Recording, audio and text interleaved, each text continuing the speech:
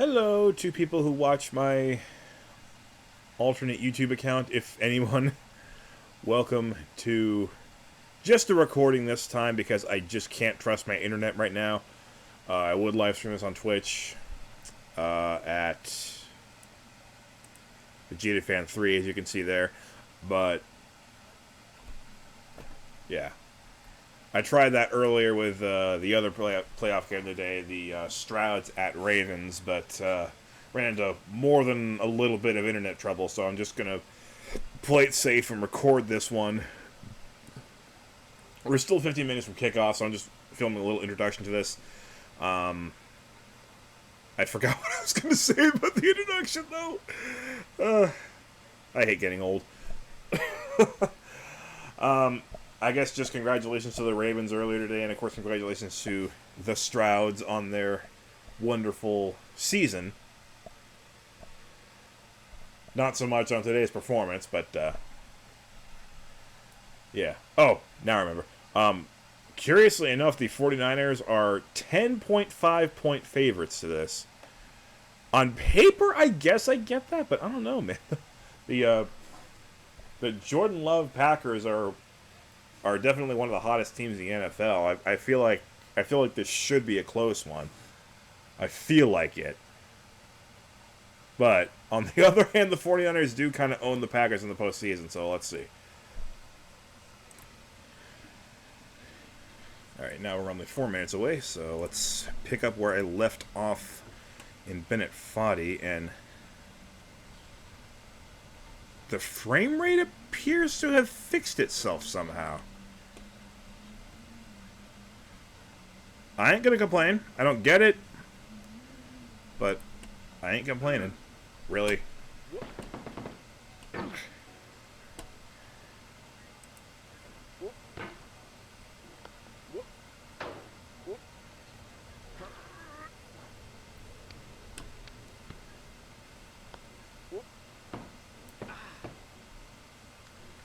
Bennett Foddy did say that, to the best of his knowledge, every song that he used was in the public domain, but I have actually gotten copyright warnings on my Twitch stream, so I have the music audio down very, very low.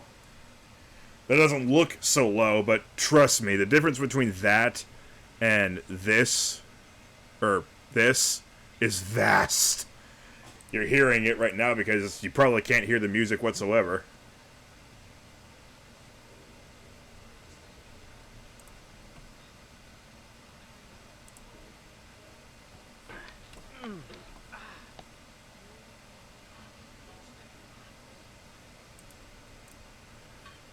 I mean, the volume settings in this game are about as sensitive as the temperature settings in your average shower.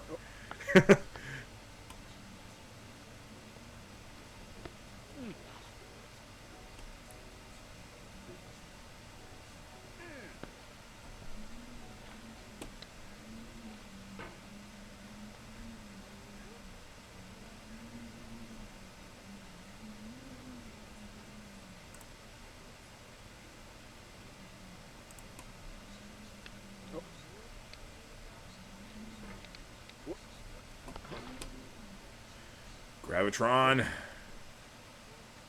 Gravitron! Gravitron!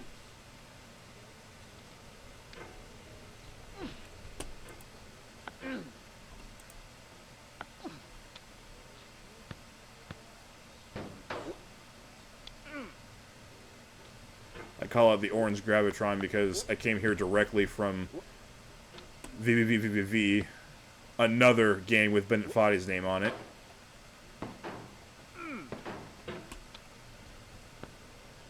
Because he named all the rooms in that game.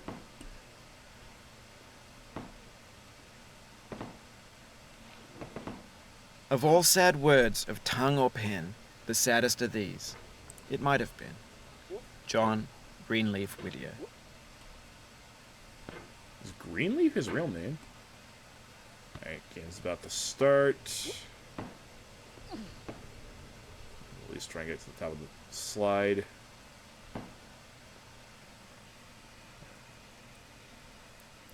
It is apparently raining in San Francisco.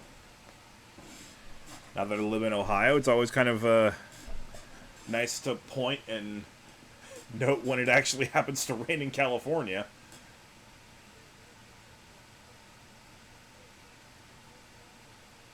And I'm well aware that, yes, even California is significantly colder than it usually is, or at least it has been the past couple of days. The whole continent is experiencing colder than usual temperatures, even considering the fact that it's January. I've been through a lot of Januaries back in San Diego where day after day it would be like 30 Celsius. Dead serious. Yeah, apparently they're consistently getting single digits. Oh. The Bay Area is 13 degrees today, so it's not really that cold, but it is raining.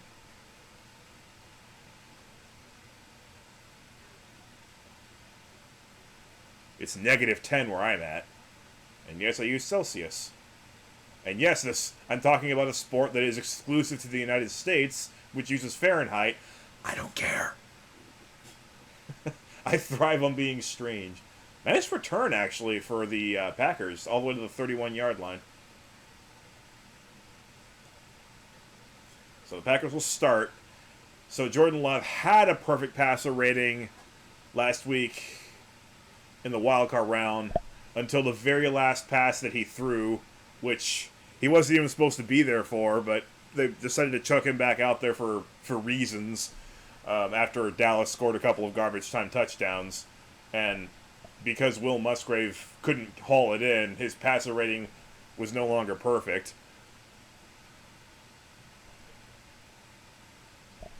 He would have been the first rookie quarterback to ever have a perfect passer rating in the playoffs.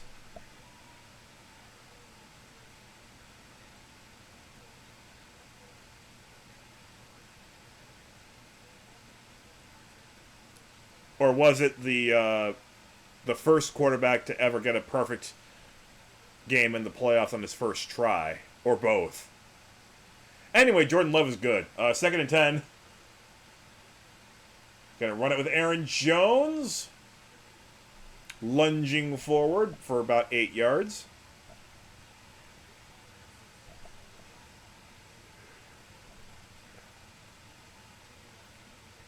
Finally have a system that actually uses Aaron Jones for all his talents. So they're going to say 3rd and 3 now.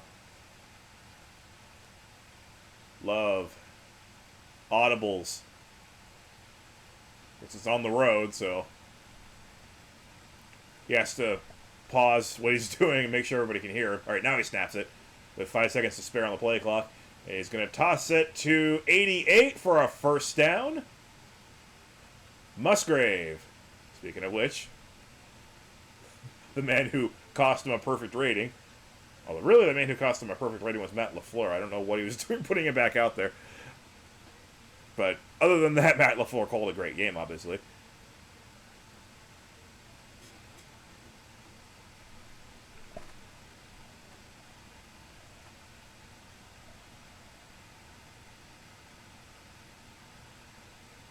Alright, Love drops back. Throws, caught by Musgrave. Gets about 4 yards, out of bounds.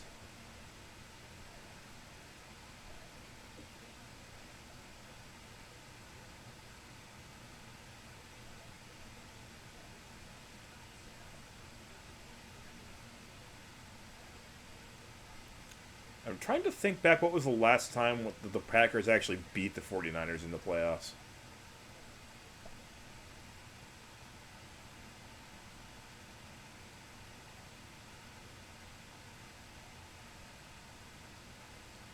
Hand off to Jones, and not bad. Again, able to just kind of lunge forward. 49er lost his helmet. That would be number 90, but he doesn't look hurt. That's good.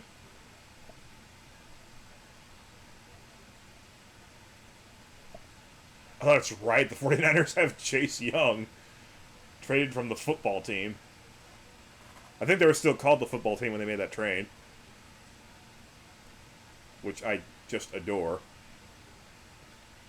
That Dan Snyder was so unprepared to change the evil, original, racist name of his team that he literally didn't even have a backup plan. He just called them the football team for 2 years. What a joke. First down, Aaron Jones with a 2-yard run, but that's all he needed.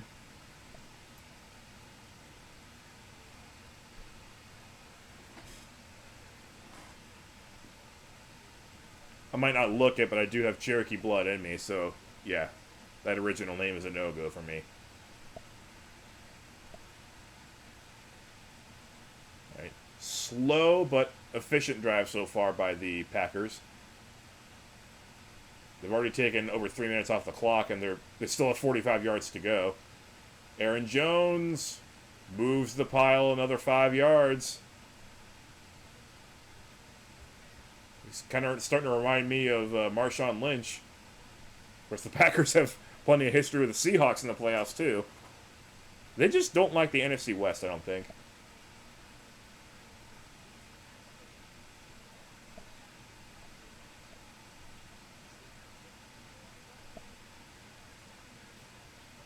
Jordan Love almost seems ahead of schedule because this is his first full year as the starter.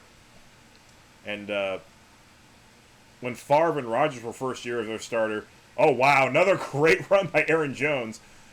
But like when Favre and Rodgers were doing the first year as a starter, they were just kind of getting their feet wet. Love's already in the playoffs. I think it took the other two until their second year as a starter to get to the playoffs. And then their third or fourth year, they got the Super Bowl, and then all the years after that, it was a bunch of near misses. But now I'm getting way ahead of myself. Aaron Jones led the NFL in rushing yards over the last 4 games. 478 yards, and here comes more. Oh, that's different. That's a different guy. That's A.J. Dillon. I think 31 is Dillon.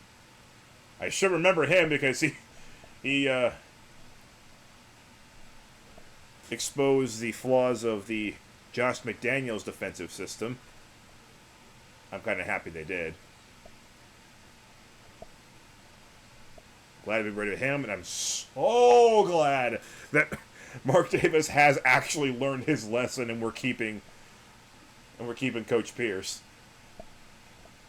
Anytime a football team, anytime, like, one of the best signs for any fan of a football team is when their owner actually seems to learn their lesson from a past mistake. Sorry, Carolina. And I'm also sorry to the Packers. That run did not work at all.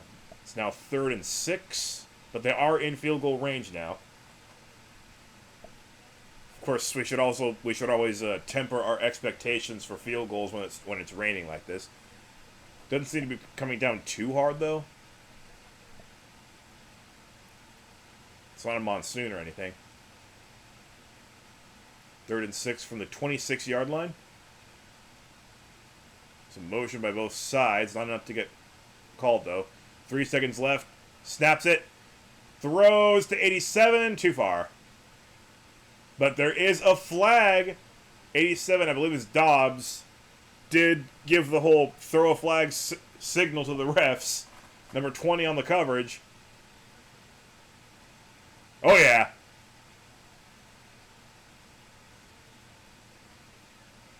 Yeah, he had his arm on him as the ball was being thrown.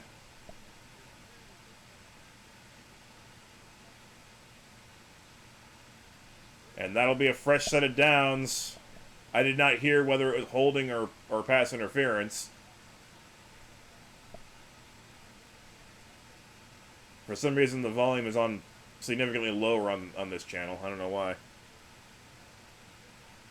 Well, the Packers are on the 14-yard line, so I guess it was pass interference, because if it were holding, it'd only be 5 yards. Oh! And Aaron Jones is held up on that run. They're going to lose a couple yards on that one, and number 99 on the defense loses his balance as he celebrates.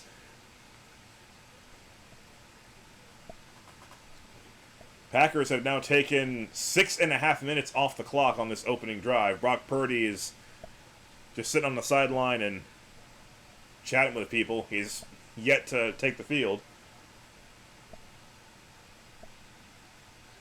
Brock Purdy, who was my cousin's quarterback in college.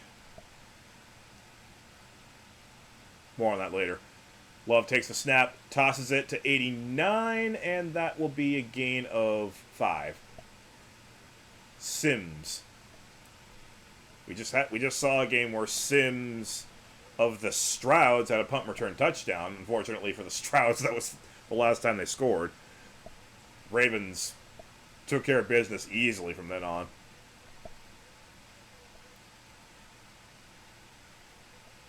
As I said, if the Ravens do go all the way this year, they should be remembered as one of the great football teams ever.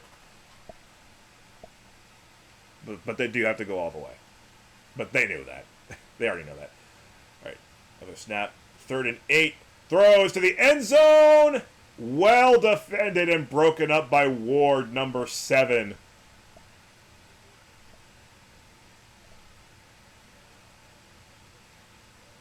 And the Packers will have to settle for a field goal attempt.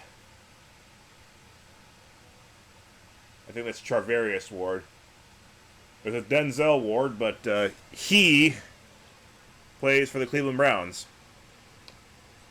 And I have a pretty good reason to not forget that. 29-yard attempt is good. Anders Carlson, brother of my kicker. Because, yeah, don't let this cup fool you. I'm a Raiders fan. I just happen to live in Ohio now. So I went to a Browns game. Oh, wait, I forgot to... yeah. I gotta refresh the page so that Google will tell you what's going on. Maybe that's the problem. Maybe that's why the game wasn't working as well. I think so, actually, because it's starting to...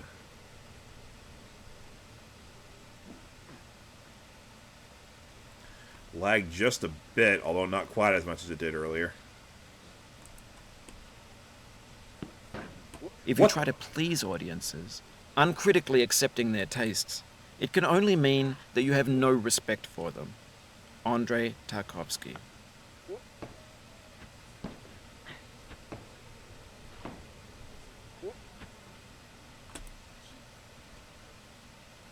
And what he said.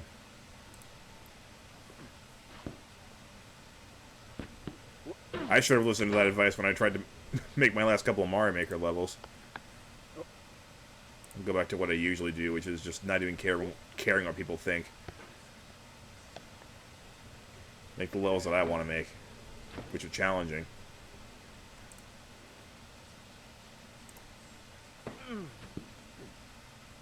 And hopefully challenging to them as well. Not because I want them to be angry with me, but I want them to feel good when they beat it. I want them to feel like they've either learned a new skill or perfected skills that they already had.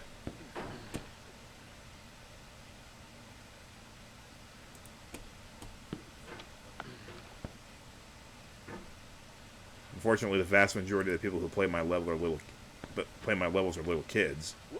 So they can't comprehend any of that. They just fail it twice, boo it, and start crying.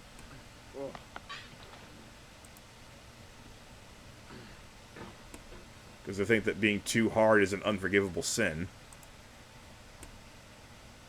In Super Mario Maker, where we're allowed to make whatever we want.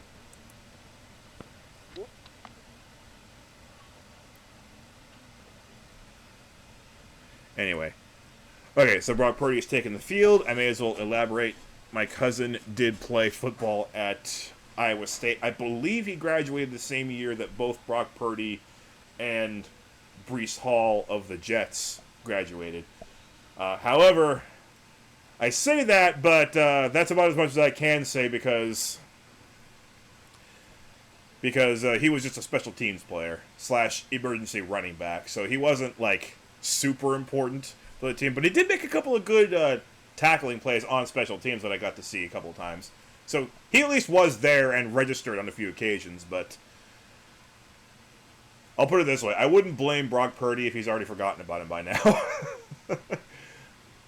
I would hope not, but You know, they always say 6 degrees of separation. Well, my cousin is connected to 2-star NFL players. Pretty directly, I might add. Even if he wasn't on the field at the same time as those other two were, he was in the locker room. You know, he was playing. It's something. All right, 49ers start on offense on just the 20-yard line. McCaffrey, the beast of the team, takes it for 4 or 5 yards.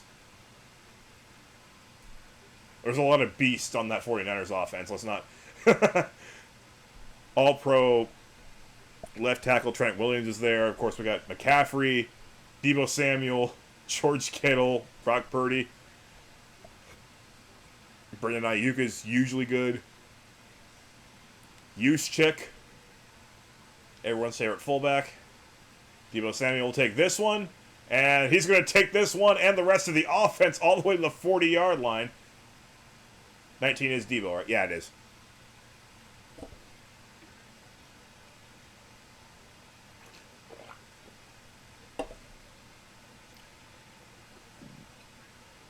When I'm not watching a 49ers or a Dolphins game, I will get Deebo Samuel and Raheem Mostert mixed up.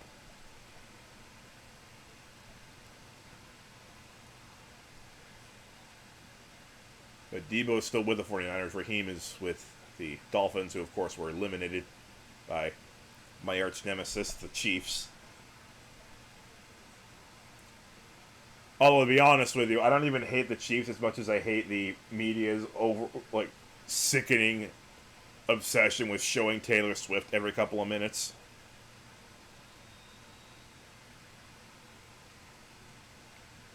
She is the only person in the universe all about her. I'm getting my salt ready for tomorrow's game. Even though it's going to be at Buffalo, I'm sure she'll be there anyway. Anyway, back to this one. Brock Purdy throws, and it is nearly intercepted by number 26, Darnell Savage. Purdy threw it right to him. That was a terrible throw. Nope, there was a defensive tackle who nearly got his hand on the ball, but no, that was just a bad throw. It went exactly where he was throwing it. I did get to watch Brock Purdy against the Browns. That wasn't the game that I went to. It was a preseason game. But he was making a couple of off throws there, too. So, okay, tosses it to Samuel. It's a 2nd and 15. Samuel, ooh. It takes a lot of people to knock him down. And the ball came loose, but nobody's going after it. The whistle had already been blown for forward progress stopped. So, no fumble. It'll be 3rd down. And Deebo hurt. Shaken up after all that effort.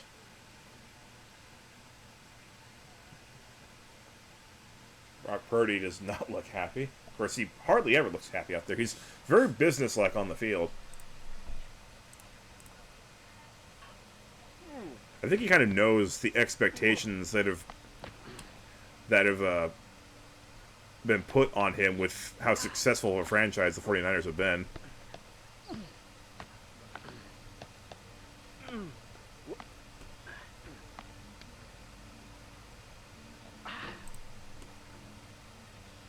You went from having virtually no expectations whatsoever, being drafted 262nd, to all of a sudden the city's counting on him.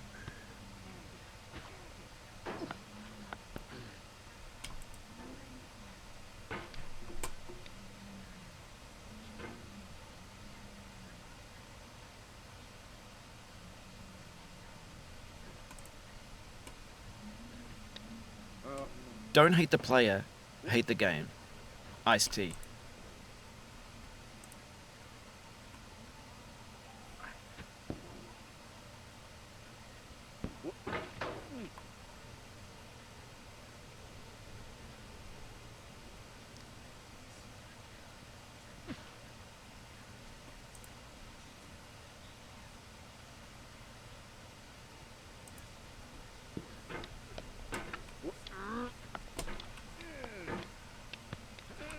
But I don't hate this game.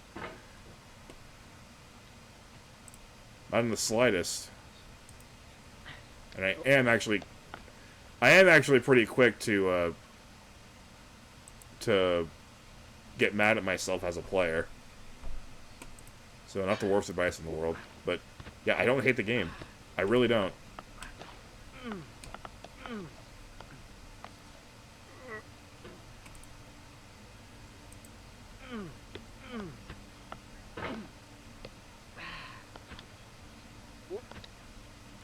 I don't even mind the controls, honestly. It's the physics that are super jank that make this a uniquely frustrating game.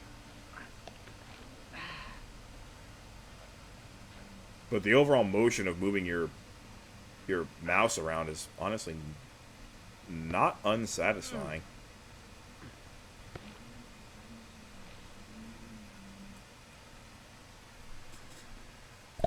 Okie doke. 3rd and 6 now after Debo's effort.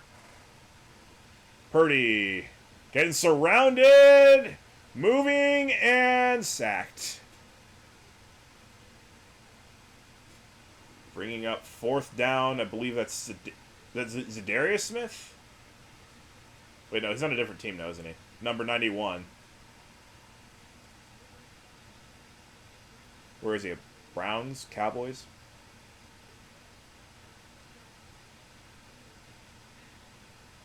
Preston Smith, that's who that is. And Mitch Wishnowski, the punter, is out on the field. It's a 4th and 13 on their own 37. This is a no-brainer. It's up. And it's caught at the 9-yard line. He's going to want some more. And he's going to get some more. He's going to get to the 19-yard line.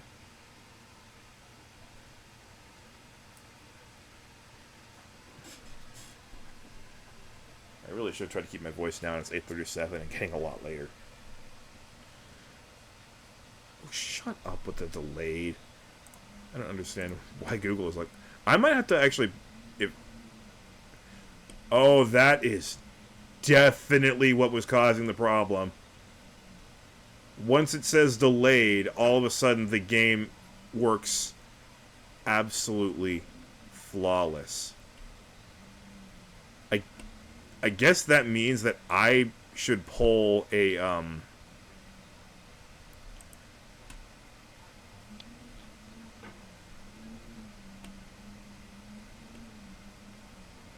Tom Grassi, since I am such a big fan of his, and actually update it myself.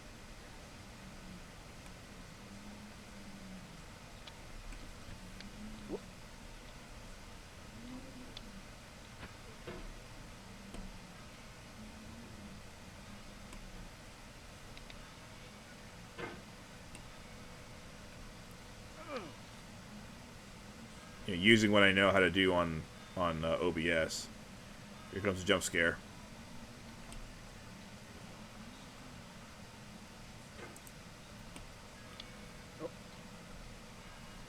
Nice. Nice. It feels like we're closer now. Composer and climber, designer and user. You could have refused, but you didn't. There was something in you that was hidden, that chose to continue. Yeah, Orange Gravitron is the worst part of the game. This is a little awkward, but you've clicked the mouse button 500 times now. I'm going to say you're gripping the mouse a little bit hard. What?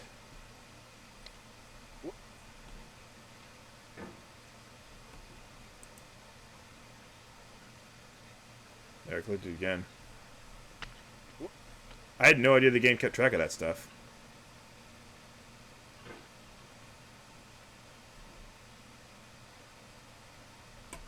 Wait, now what am I going to do?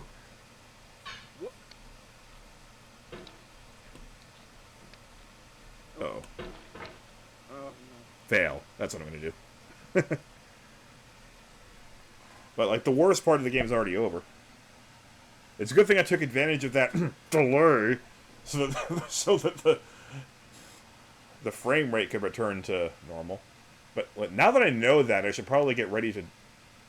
Oh, Jordan Love's first throw of the drive is incomplete. He did have Will Musgrave. I think he was going for him, but Might have been a miscommunication on that because Musgrave kept going left and Jordan threw right.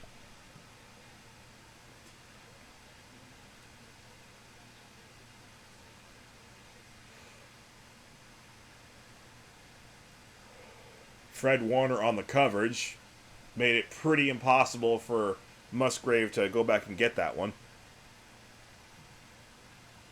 I'll probably need to create a separate tab just for the NFL. Or just for these hybrid streams. Alright, next throw is incomplete, but there's a flag. Looks like 34 may have held Christian Watson. 31, my bad. That's pass interference, actually. And sure enough, that is pass interference on the defense. First down, Green Bay.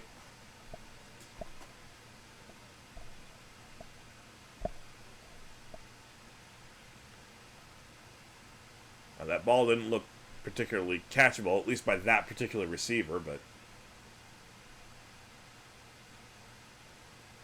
a foul is a foul. 11 in motion for the Packers, and he's going to take the ball for -1 yard.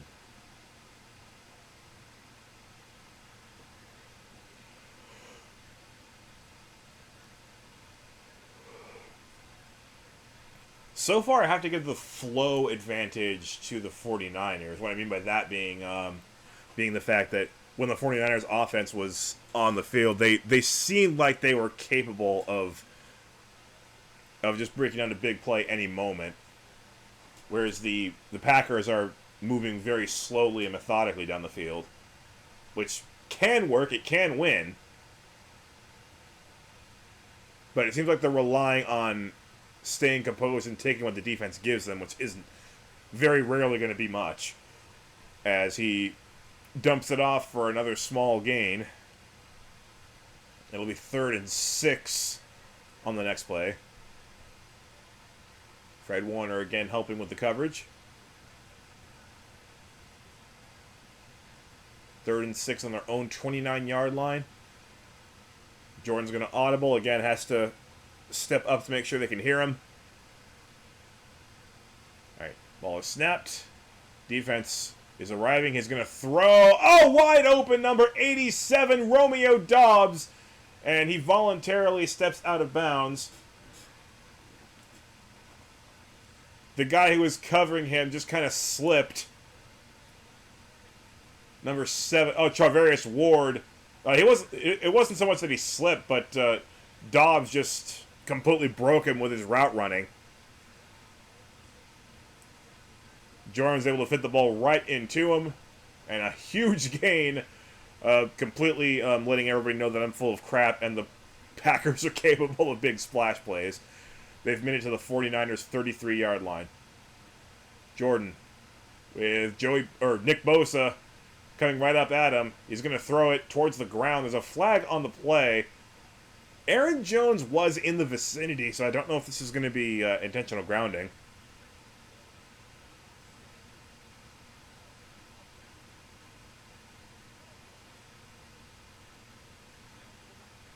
Ineligible man downfield on the Packers. So it's going to be 1st and 15 coming up. Either that or they can decline it and make it 2nd and 10.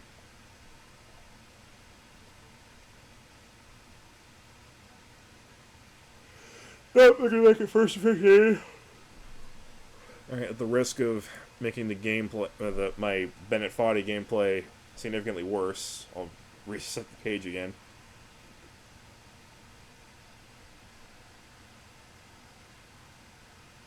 San Francisco defense spreading out wide. A.J. Dillon gets the carry and gets 3 yards.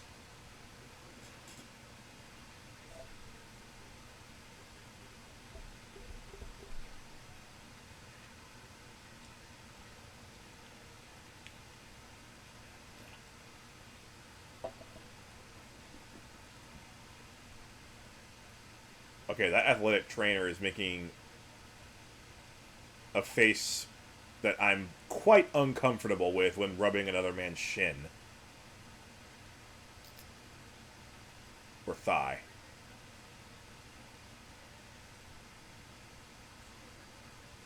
Yeah, thigh. I'm not a biologist. I'm a geologist. Oh wow. Love throws it to. Oh wait, that was Wilson. I've been crediting 31 as AJ Dillon this whole time. It's Wilson. But Wilson with the catch and run for a first down, and now we have I believe that's Tucker Kraft, number 85 for the Packers, is down.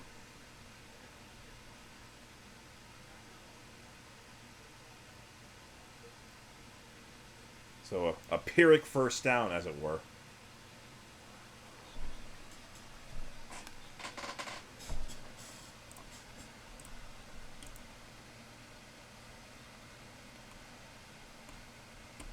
It's still not too bad. It's just been really inconsistent for me today.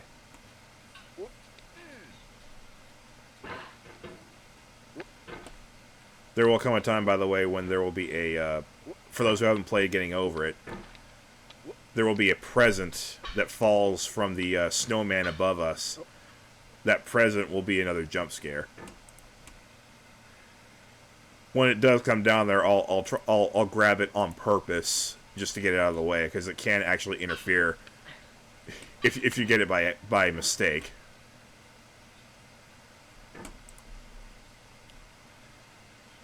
None of my Bennett Foddy runs come with the goal of speed. I just want to get the job done.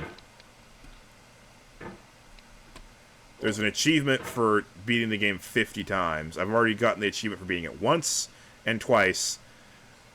And then there's 50.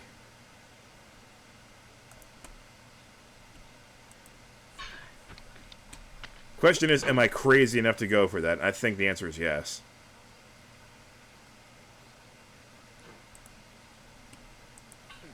Of course, it'll take quite a while. That's a given, but I think this is an enjoyable game once you get the hang of it.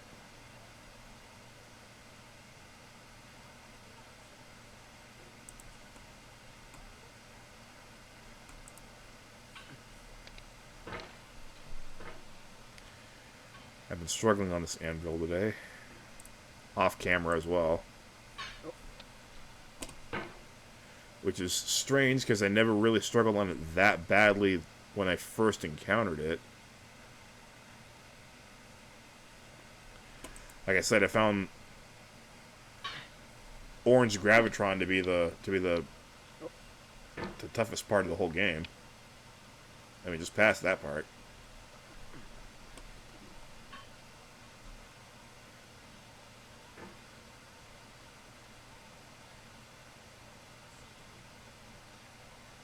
Alright, game's back. Let's just put ourselves right there. Okay. Jordan Love on 1st and 10. I hear whistles. There's not whistles.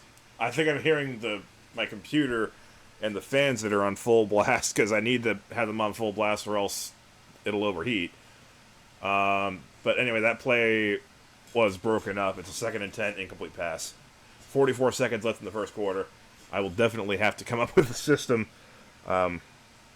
next time around, besides relying on Google.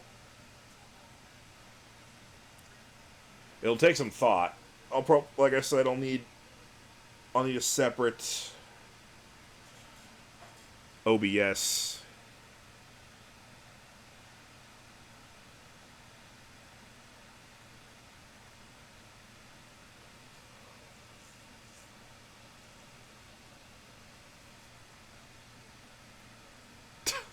This is delayed again. Okay, so Google's just going to be completely useless. Aaron Jones with a carry. I'm getting completely useless too. I'm just blatantly missing plays that are happening in front of me. It's a 3rd and 1 now, thanks mostly to Aaron Jones. Well, and that one big splash play by Love and Dobbs. They can wait to the 4th quarter if they want, and they will. Most teams do.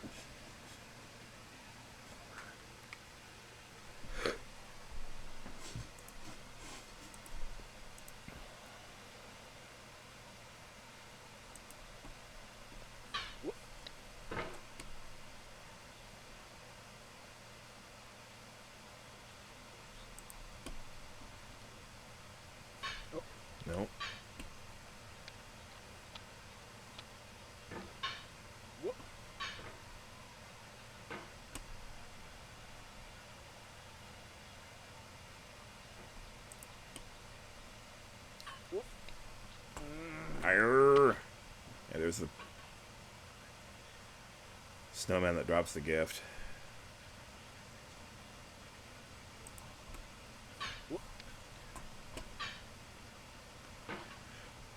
I've mostly done these hybrid streams because I just kind of enjoy commentating on sporting events in general.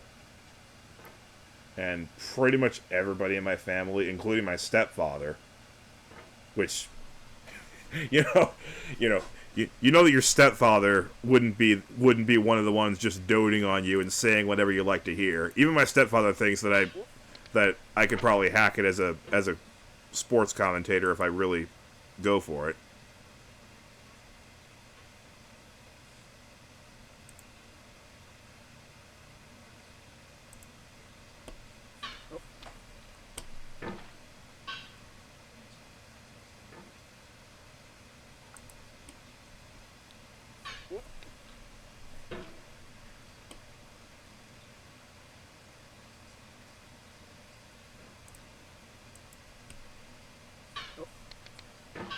Seriously.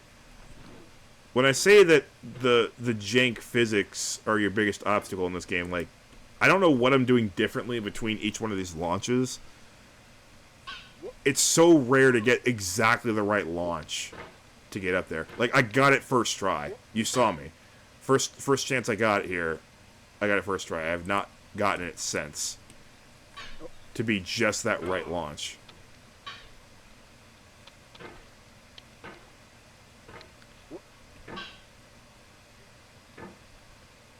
And this is with perfect frame rate and everything.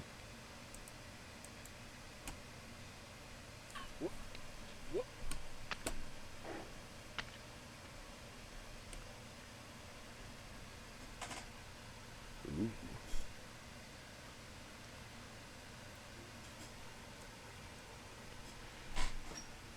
All right. Packers 3rd and 1. On the 49ers 14.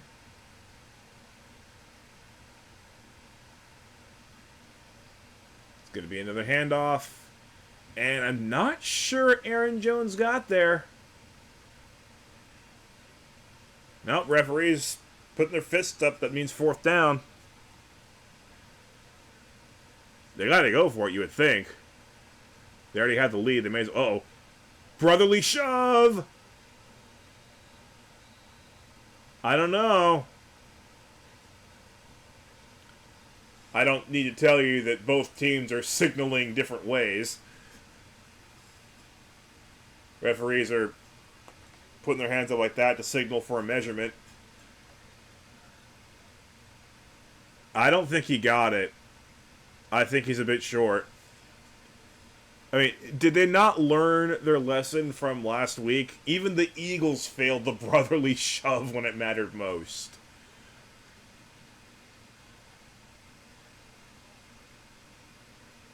And they were the only team that was making that move work. It's short of the line on the TV, and it is officially short. 49ers take over on downs.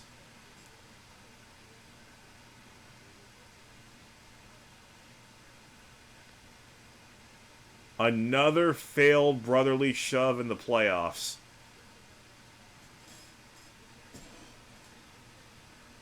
And I've got to imagine that this is probably the part where a lot of Packers fans are thinking, okay, well, this is the part when the 49ers just start curb stomping the Packers in the playoffs again.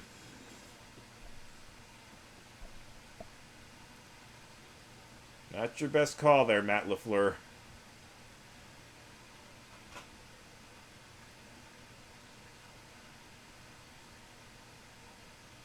Alright, 49ers take over. Brock Purdy under center. And all day to throw. He'll toss it over to George Kittle. And that'll get 9 yards about.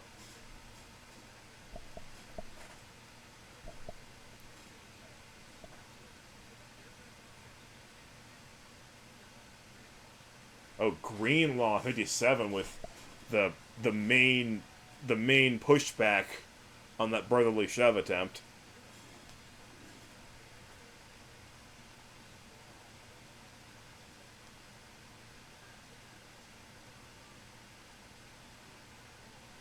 2nd and 1. The 49ers could try a brotherly shove here just for the heck of it. Now he's going to throw it. Oh, wow. McCaffrey had a lot of daylight in front of him, but Brock Purdy somehow missed him from only a few yards away.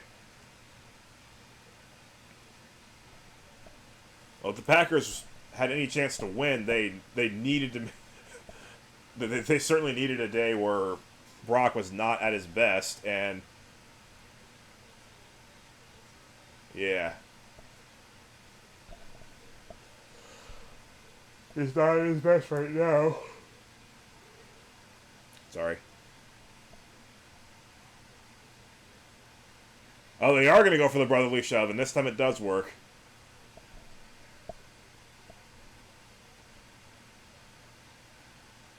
It works on 3rd and 1.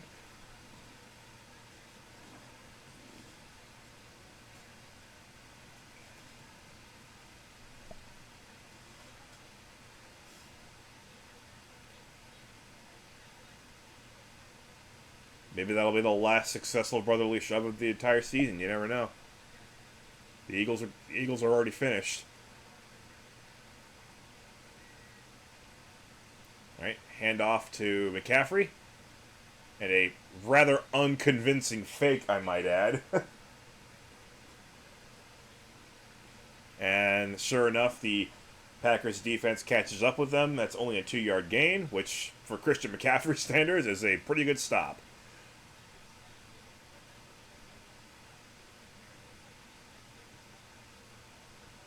A lot of shoes on the 49ers sideline.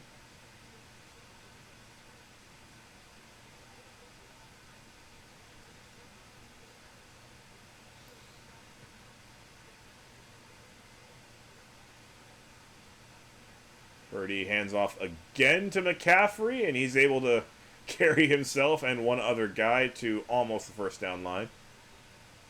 Scuffle breaks out. Referees doing their best to break it up.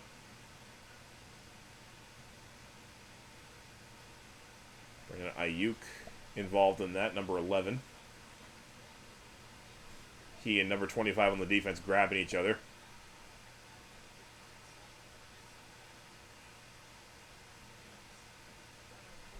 That's the most we've seen Brandon Ayuk so far in this game, which sounds disrespectful, but he is a pretty good receiver. All right, another run. Might as well. It's 3rd and inches, and that's good enough. McCaffrey gets a first down. It feels like the MVP is down to Lamar Jackson and Christian McCaffrey. McCaffrey uses one of those shake weight / electric massages for his legs to make sure they're still working properly. Because legs are a pretty important part of the body for a running back, or any football player for that matter. Or any athlete at all. I mean, heck, even golfers. We've seen how limited Tiger Woods is with legs that don't quite work properly. Incomplete pass thrown by Purdy.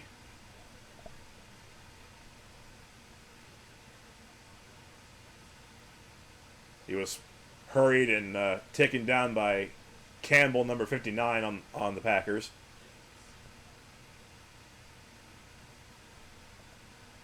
Frankly, it's just kind of refreshing to see a tackle on a quarterback not get flagged for roughing the passer these days.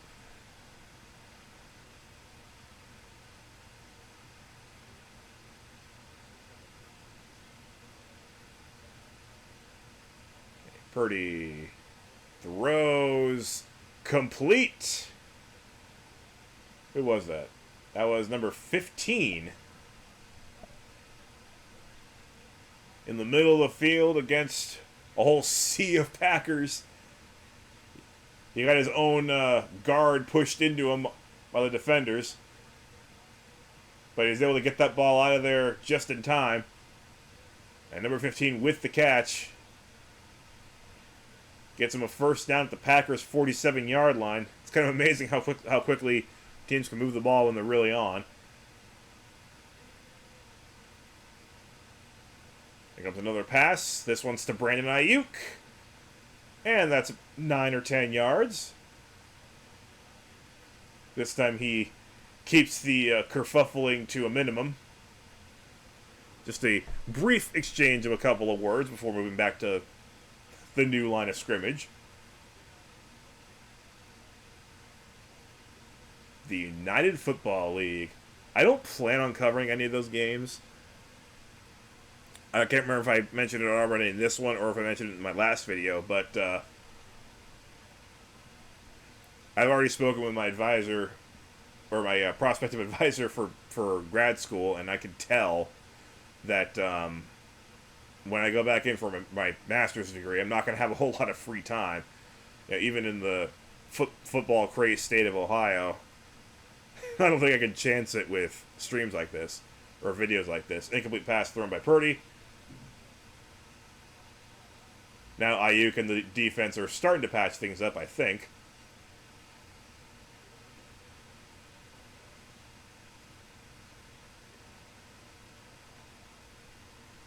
Purdy did have Ayuk as an option there. We saw Stroud completely miss a wide open receiver toward the end of the last game. I think that was on the Stroud's last meaningful possession. Run. Ooh! Great tackle broken by McCaffrey, and another kerfuffle breaks out between McLeod, number 3, on the 49ers, and number 37, Valentine, on the Packers. The same way that the Ayuk kerfuffle began. Just grabbing each other really hard.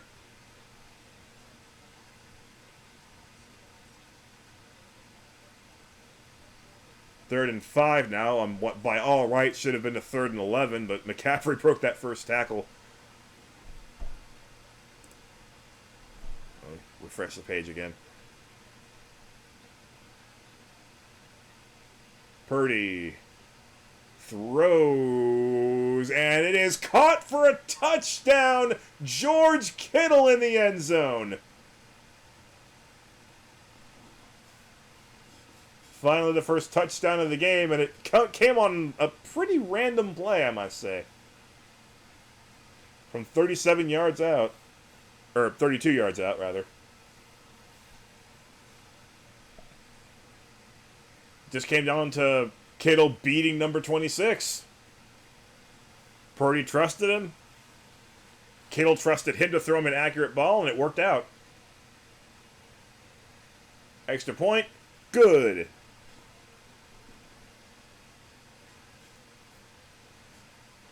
So shaky start for Brock Purdy so far in this one, but he's made the biggest throw of the game so far. Now he's celebrating. Not completely businesslike out there. But you know what they say. All work and no play makes for a dull boy.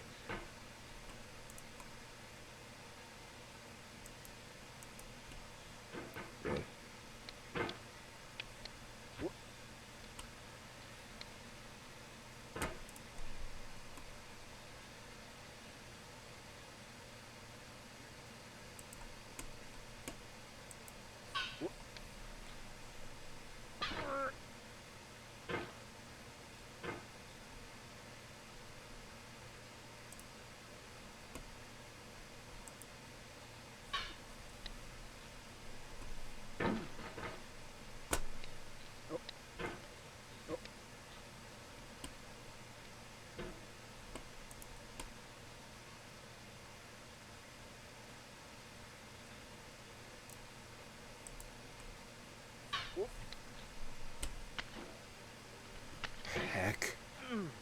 That present's gonna come any second now.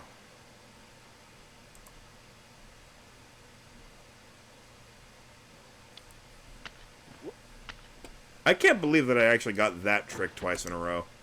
Like my first time getting there, I struggled like heck on that. Now I can't get this one, which again, the first time I faced it wasn't too bad. Oh, come on, that was perfect.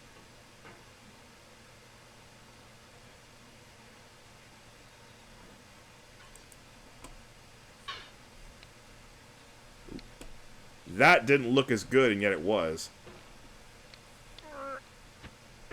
There we go.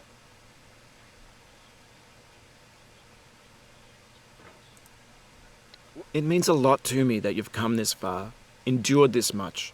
Every wisecrack, every insensitivity, every setback you've forgiven me is a kingly gift that you've given me. Oh, that's where the whole present stuff comes in. A kingly gift.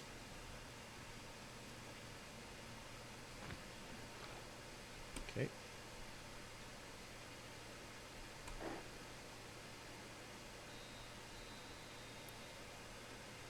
I hope that I didn't just completely screw myself by stopping there. But the game is back on. So 49ers have scored a touchdown. And the Packers will let that one bounce in the end zone. And they'll start from the 25-yard line to try and see if they can get the lead back.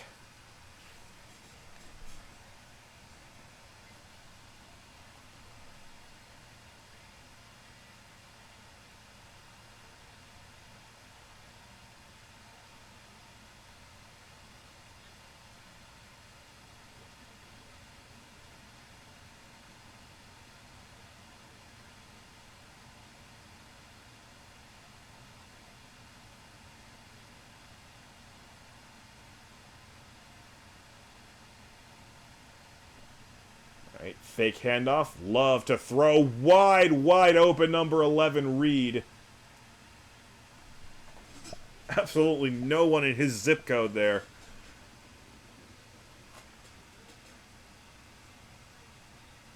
Looks to be a gain of 24 or so. First down, Packers.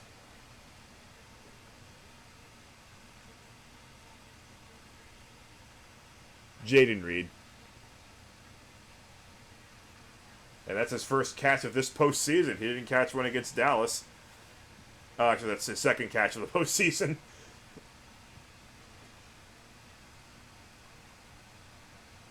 Oh, actually, that's a game of 27. Here comes Aaron Jones, bouncing off a couple of would-be tacklers. And that may be a first down.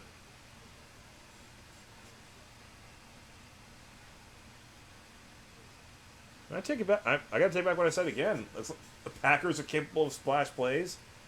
The 49ers are capable of methodical offense and a splash play every now and again. This might be a pretty evenly matched game, all things considered. Again, I do dispute the 10.5 point favorite status of the 49ers. It's going to be second and very short. And Aaron Jones' run, very predictable, but that'll do the job.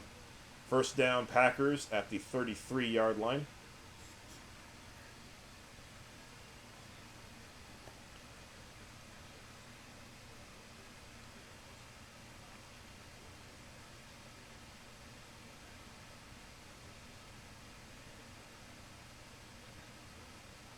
Aaron Jones with 10 rushes so far for only 50 yards. It feels like he's had more. But then again, 31 has been not A.J. Dillon, has been Wilson, right, has been sharing his load. Jordan Love's going to run this one. Out of bounds. Takes a bit of a late shot, but... Oh yeah, the Packers are not happy with that late shot. Here come the flags. Here comes the fight. The whole team are getting into it now.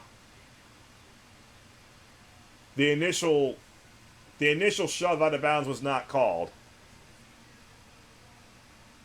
Big stiff arm by Jordan Love. Actually, he was pushing off number 2 just as much as number 2 was pushing him out of bounds, honestly. Number 2 did not push him very hard out of bounds, so that's a good no call on the refs from there. The retaliation's what got flagged.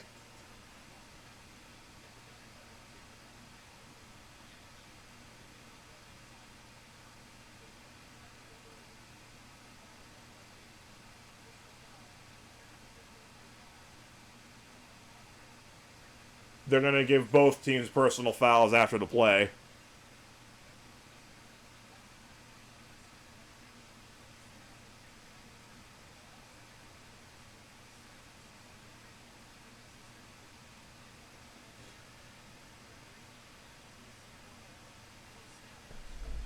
I can barely hear the TV. I just run the volume up again.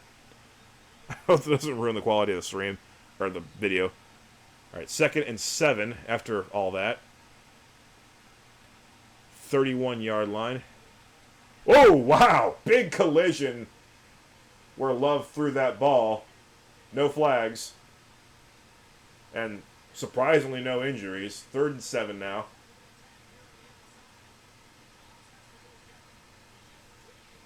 The pass was intended for Wicks, number 13. Dobbs, 87, and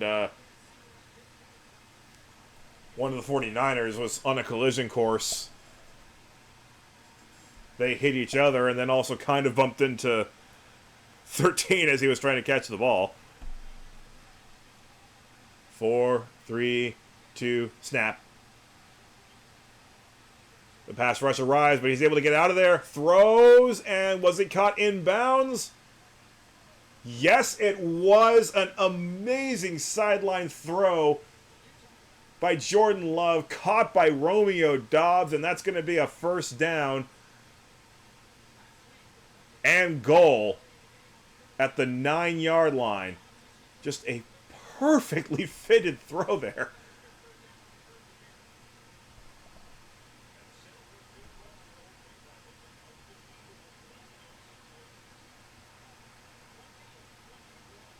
Jordan Love already at 117 yards. Actually, we only have 5 minutes and 44 seconds left in the second quarter. Feels like there's more time left. I don't know why.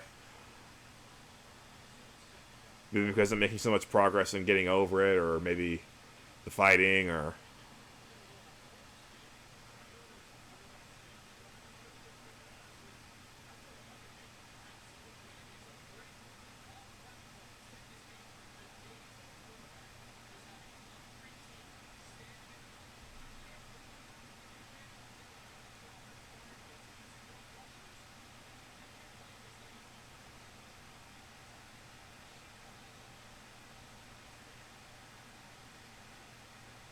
Love surrounded. He's going to complete it, but he's going to complete it to a guy behind the line of scrimmage.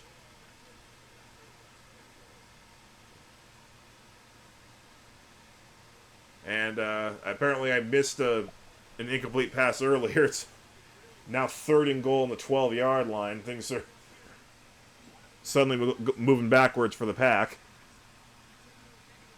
Oh, there's been a horse collar there on number 95. Got his hands on the neck area of Jordan Love. Not called, though. 11-yard line, not 12. Love takes the snap. Again, a lot of 49ers in his face, and that's going to be slightly overthrown. And 4th down. Settle for a field goal with Anders Carlson.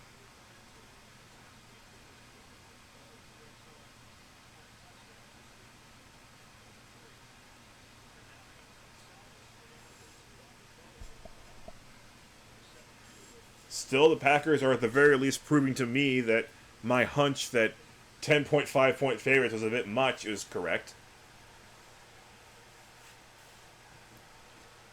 Shouldn't be too hard from 29 yards out, and it is right down the middle.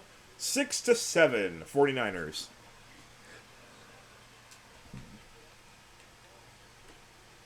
Alright, now for the long-awaited rest of this. Did I just completely screw myself? Not immediately.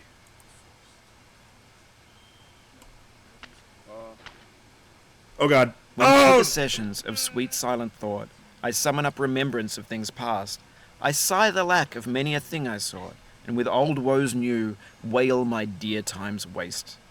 William Shakespeare, Sonnet 30. I forgot how many, I guess you could say, islands there were. And I very nearly got taken all the way back before Orange Gravitron.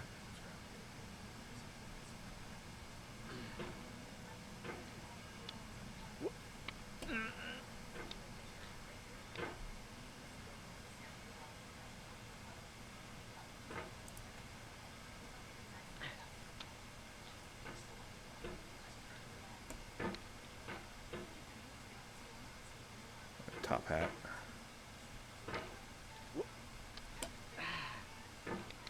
You fell from above, but I know you won't linger here. Your hammer's no longer, your jump is no stronger, but your hunger will tell. Off.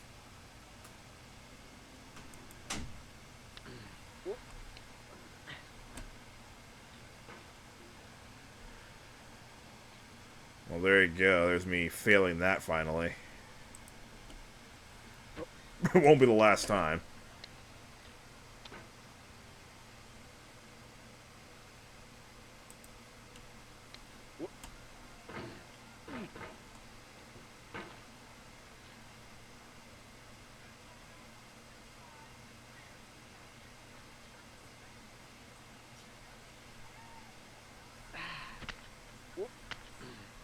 Seriously? Where's the present? I'm surprised I haven't gotten it yet.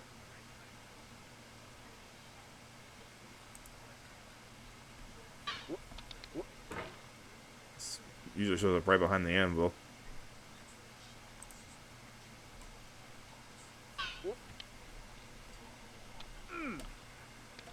Oh.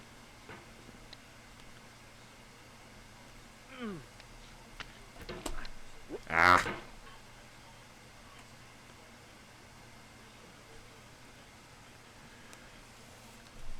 That's a bit disappointing, but you see how quickly a good player can recover.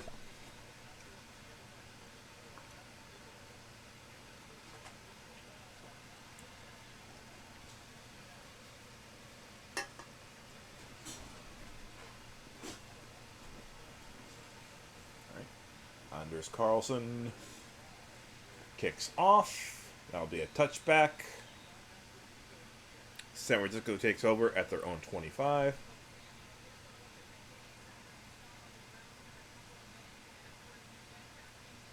This has been an extremely physical game so far. 49ers trying to return to the NFC Championship for the second year in a row, and the Packers looking to finally beat the 49ers for the first time in what seems like forever.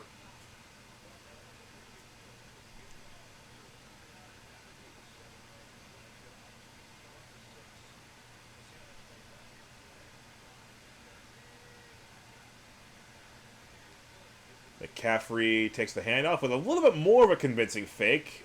Still doesn't work very well. 1 yard. 2nd and 9.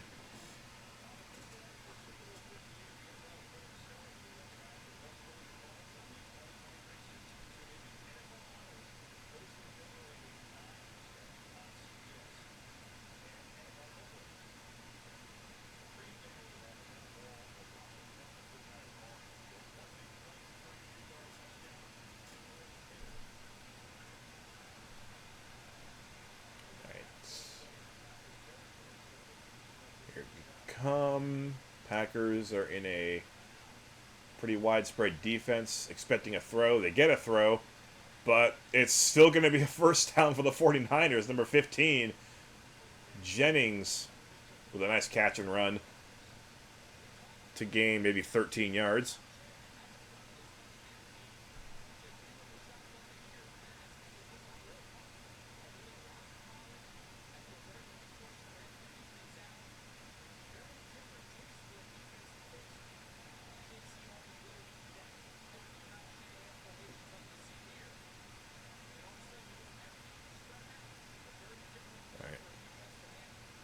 One person way in the backfield, and is going to get the toss. That's going to be McCaffrey, and he's going to run for 2.5 yards.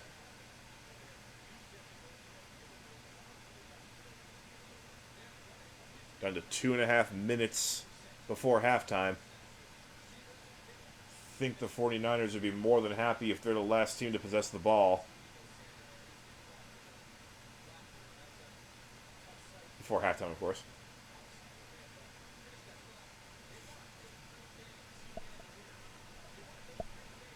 They've got 60 yards to go to score, so... Again, Green Bay is lining up away from the line of scrimmage for the most part. Okay, they got the 2-minute warning. The Packers are still in more or less contain mode. I wouldn't call it like prevent defense, but they look non-aggressive before the snap at the very least.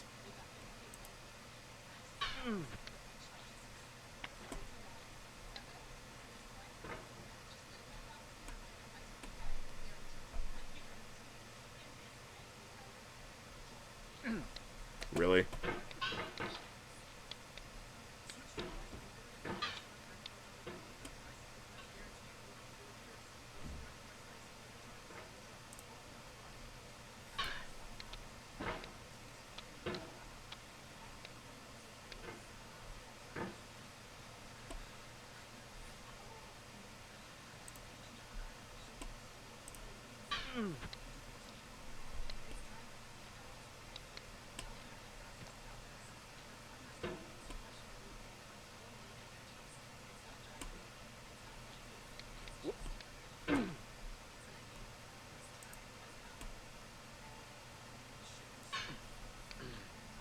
Oh, oh boy. Patience is the foundation of eternal peace. Make anger your enemy.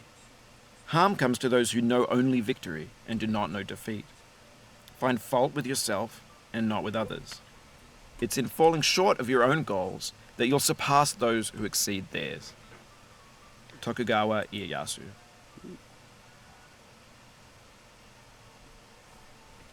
Since we're doing a football stream, I can't help but feel like that describes Jerry Jones pretty well. The former part of that quote.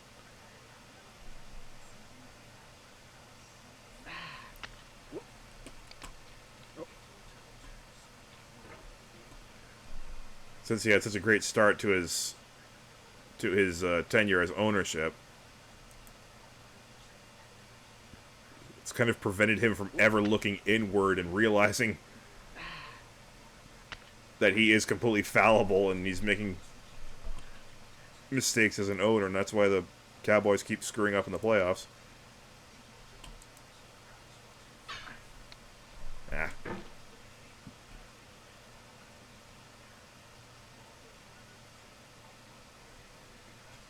There it is. The kingly gift.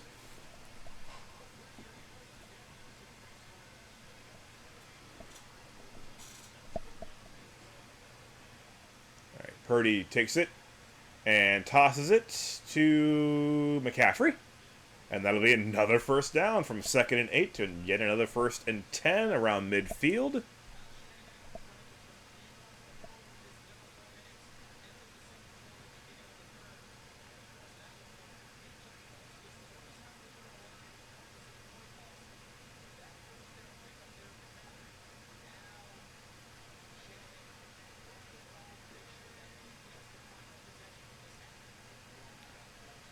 Another toss to McCaffrey. Gets past the line of scrimmage. Took some effort. McCaffrey lined up well in the backfield and had to negotiate 4 or 5 Packers, but he did. And that'll be a gain of 4.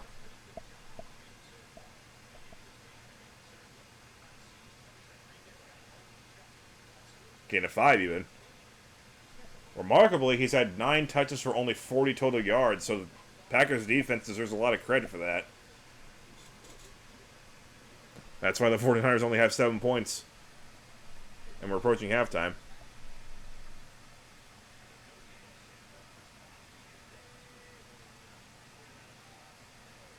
And off. McCaffrey gets 3 more. Wait, Valentine number 37 is instigating a lot of shoving matches. The Packers have a guy named Valentine and Love.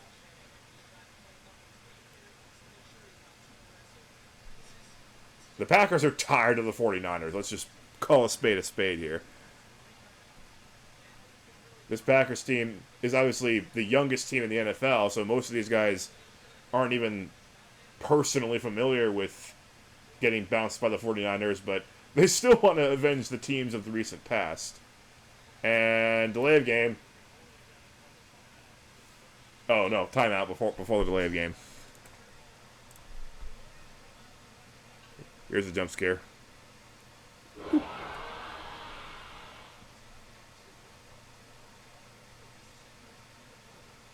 You can see how that might screw up your momentum if you were to touch that accidentally.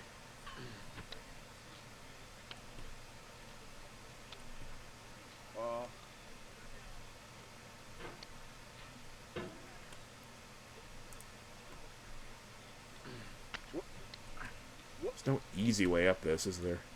I mean, there's not supposed to be. I'm under no delusion that that was ever supposed to be a thing. Right.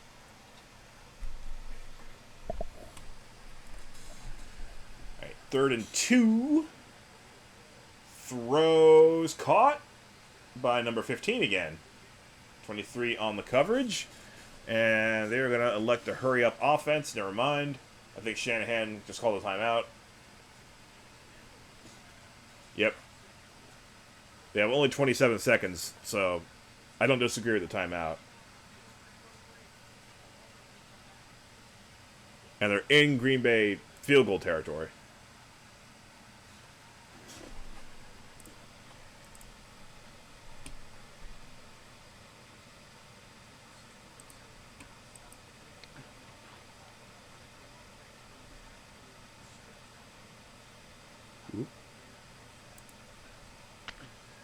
Oh, that's bad. She smiled in defeat, with unconquerable eyes. Atticus. Atticus who?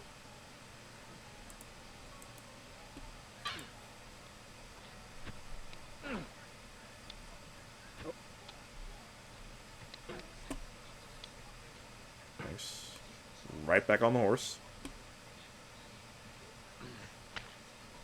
Careful.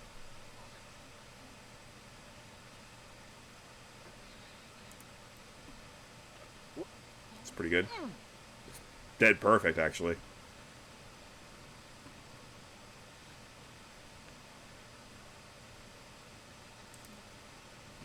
That's the smallest of these islands to land on.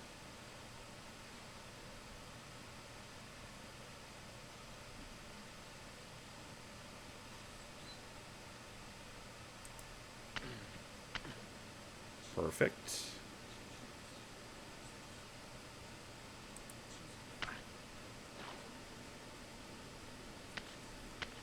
Hey! Here we go. We have the same taste, you and I. It's not ambition. It's ambition's opposite. An obdurate mission to taste defeat.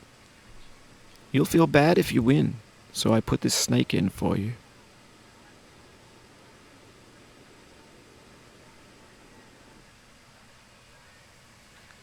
I'm not going to say I feel bad if I win, but... you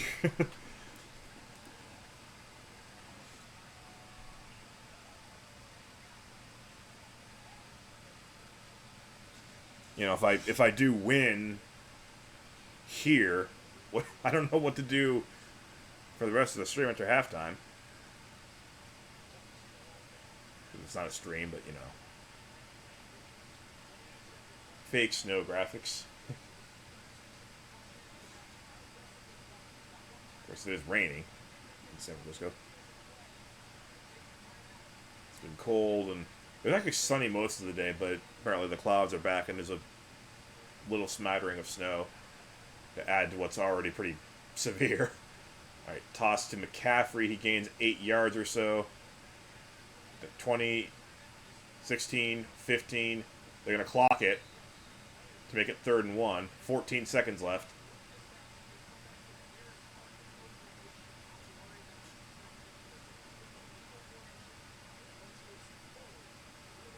Which goes in the books as an incomplete pass, so Brock Purdy's numbers just go from 10 out of 14 to 10 out of 15.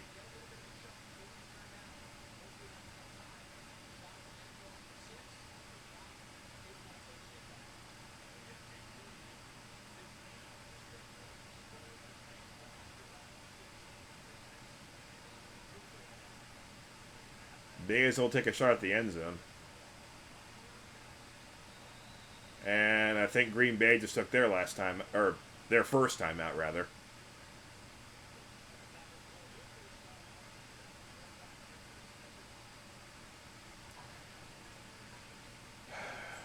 Let me see if Monopoly Solitaire is working again. Oh, that's something else I can do. You wouldn't be able to see it, though.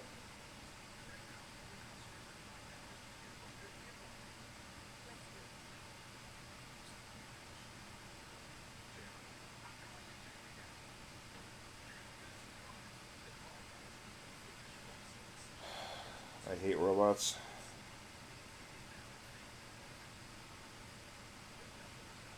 Yeah, it doesn't work.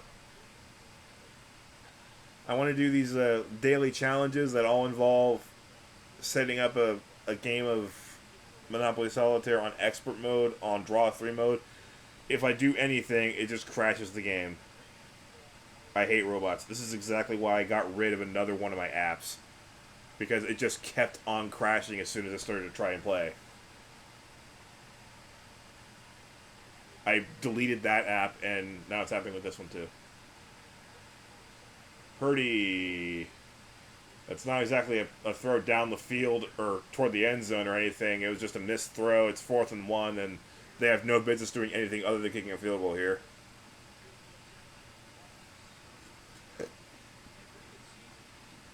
Everybody please welcome Jake Moody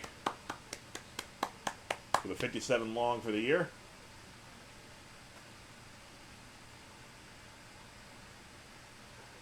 .48 yards for this one. And another timeout has been taken.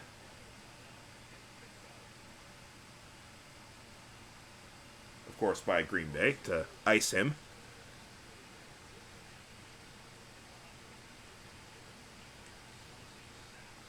Oh, they were the Matt LaFleur and Mike Shanahan together for the Texans in 2008, the football team in 2010, and the Falcons in 2015.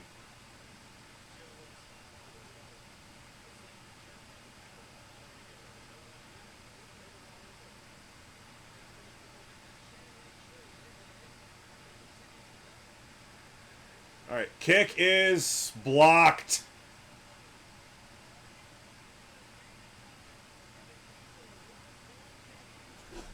And we're going to go into the second half with a score of 6-7, unless Green Bay wants to try something reckless here. Looks like Wooden, number 96, is the one who blocked it.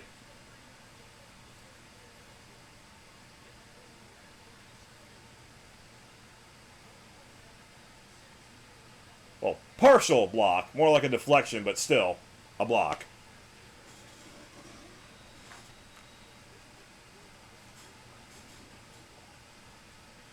The Packers are going into the locker room with a lot of mojo, and okay, they're not going to do anything reckless. That's the end of the half.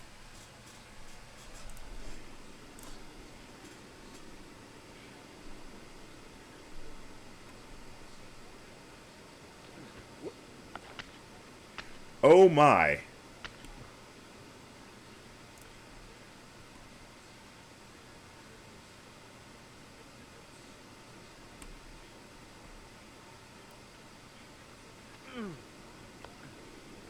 It is kind of amazing that this physically works at all in this game.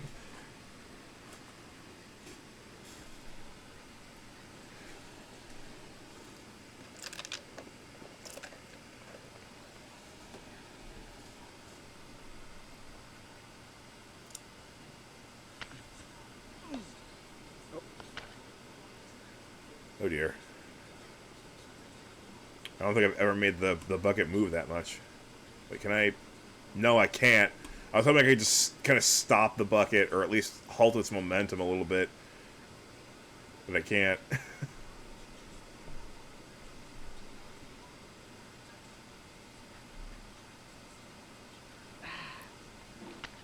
I'm gonna err on the side of conservative strats for the end game here.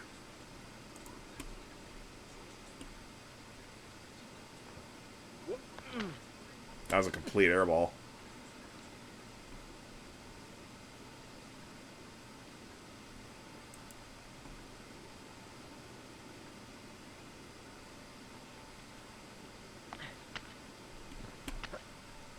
Oh my god. Your failure here is a metaphor.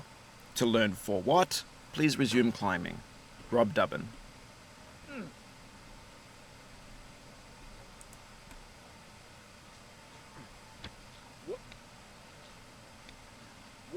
I have nothing to say to that.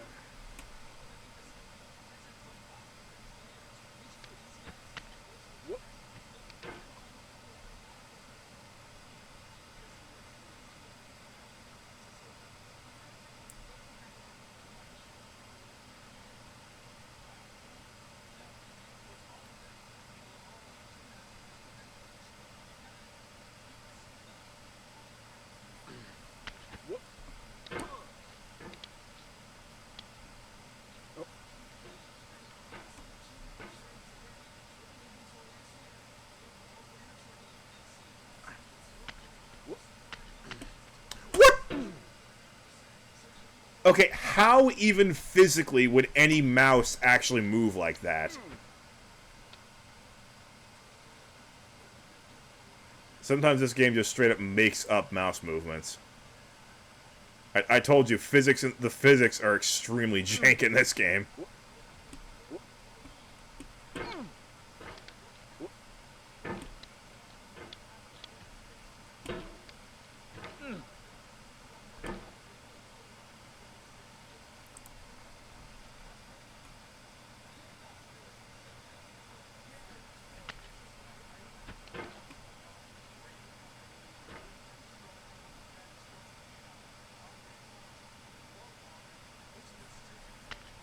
I would love to actually beat the game here on camera again. And then be able to, you know, claim my reward at the end as soon as the game is over. The football game is over. Because Mr. Friday does not want me to claim my reward on camera. So I won't.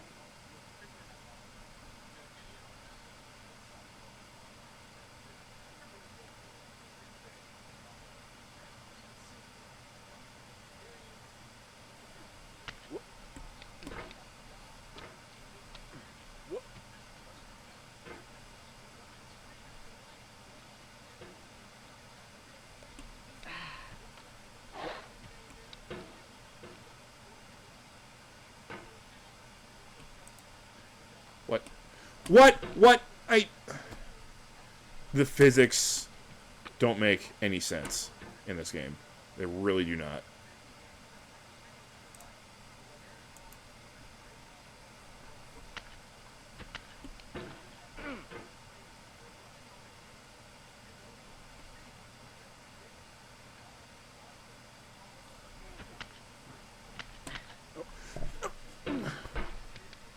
I did nothing wrong there. Nothing at all. I didn't do that either.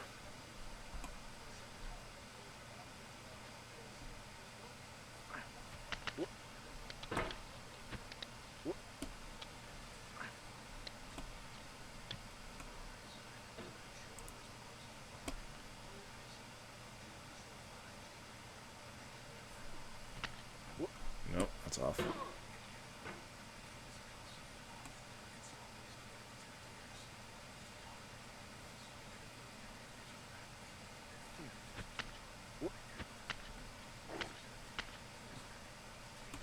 Thank you for not doing anything stupid to me this time. You should know by now that my perseverance is quite high.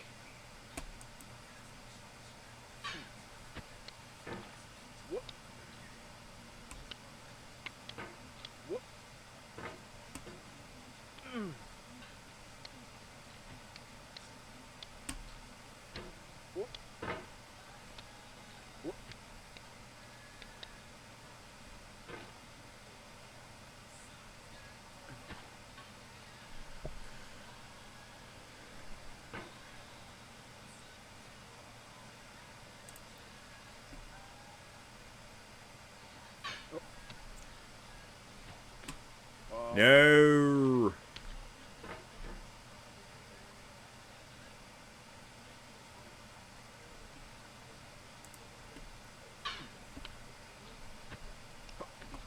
Bad. Good. Good.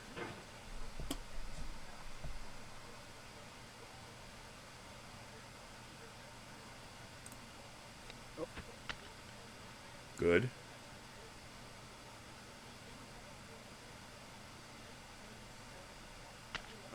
Bad. Laugh, That and the was too world far. laughs with you. Weep, That's too far. and you weep alone. For the sad old earth must borrow its mirth, but has trouble enough of its own. Ella Weaver Wilcox. Yeah, I kind of felt like that was a little too hard.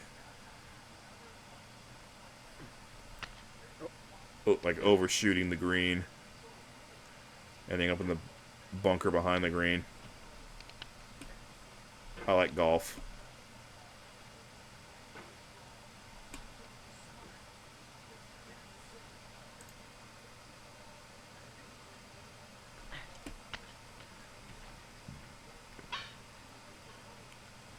Which might make me the only person on Twitch to actually legitimately be a golf fan.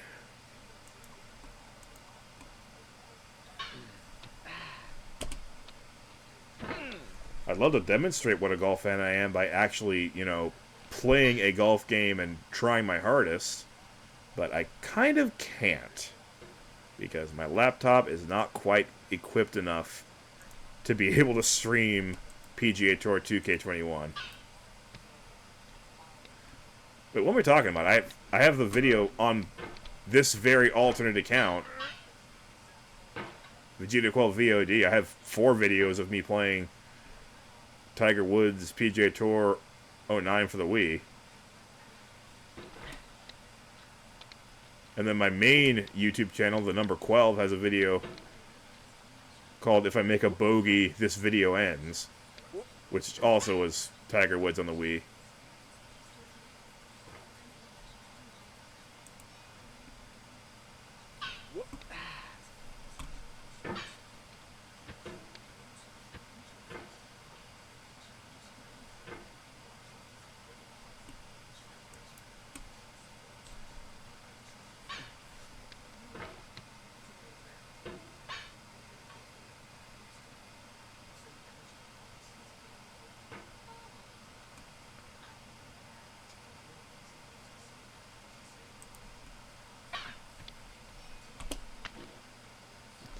Really?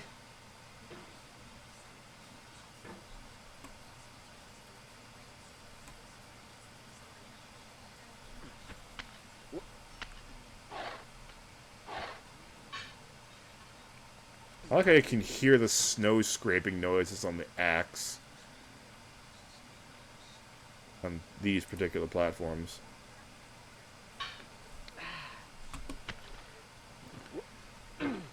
Boy, did I ever get ahead of myself when I was thinking about this might be the end of Bennett Foddy.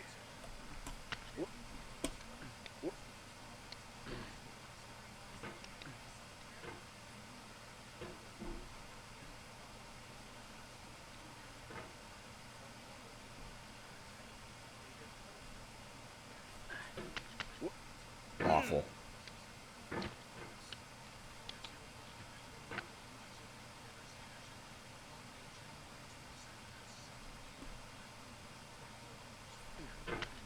Awful.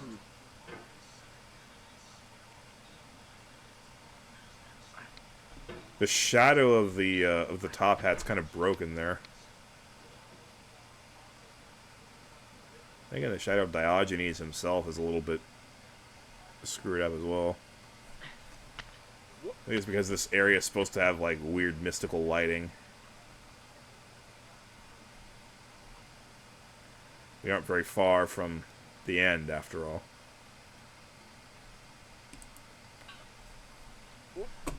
Come on. I do the same thing every time now.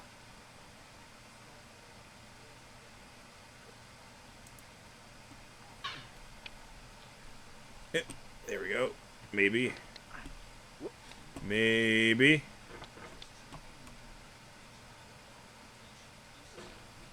Are you kidding me? What kind of launch was that?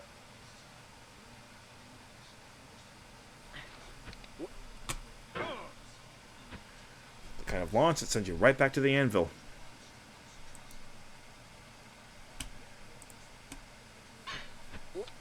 Nope. I mean, your launch off of this anvil has to be absolutely perfect. And even then, sometimes that's not good enough. Yeah. How badly am I going to need to throw in my laundry? It's sort of getting there, but not really. Heck off with you! You know the way up.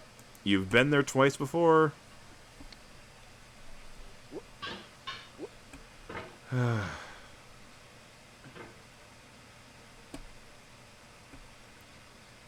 Beaten 2 big Bennett Foddy games. This. And VVVVV without taking a single hit.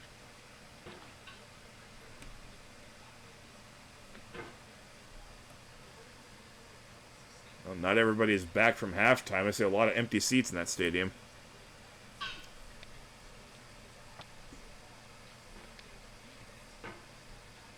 You know what? I'm just going to try this again.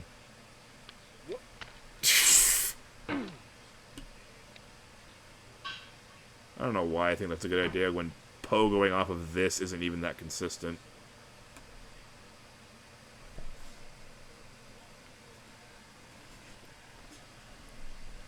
The two quarterbacks have very similar numbers, except for Brock Purdy has 1 touchdown, which vastly increases his overall quarterback rating.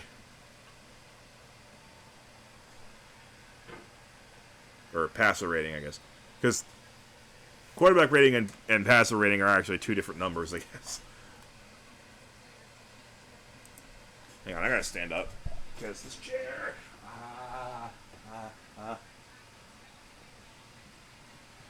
Yeah. This chair, it hurts me butt.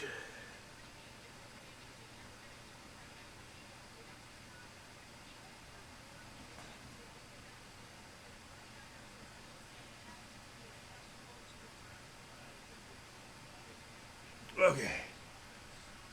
The 49ers had the ball first. Brock Purdy, 89 in motion. Never mind. Taking a while to snap this one. A handoff to number 15. Fake throw. And that'll be negative 1 yard and a half. The Green Bay defense has done a great job containing the very potent 49er offense.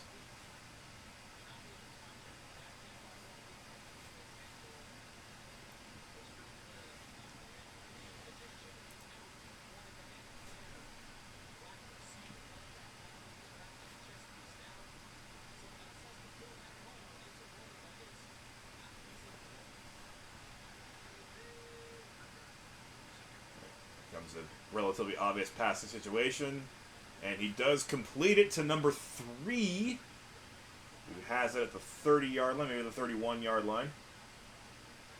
Brock Purdy about to get swallowed up there, but he got it out there in time.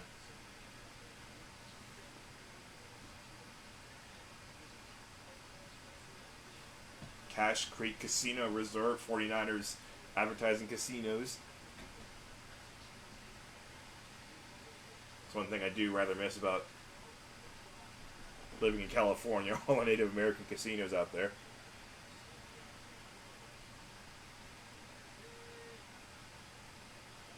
Third and 5. Pass rush is getting there. He gets it out there.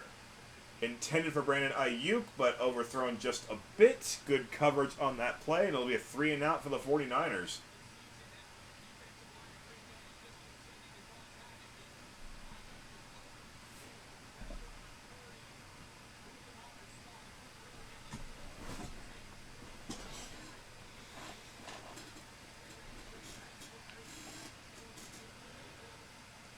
Wisnowski to punt. There it is. Fair catch signal at the 25-yard line. Pretty much an ideal start to the second half for the Packers. Well, the truly ideal, of course, would have been a pick 6 at some point, but let's not get crazy here.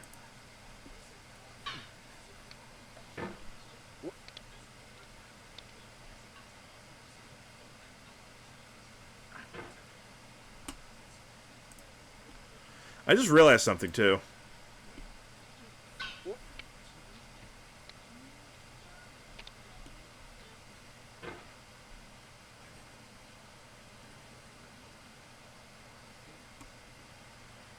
if I keep track of the score myself on OBS, in the event I had to take a bathroom break in the middle of one of these, we wouldn't be spoiled by Google.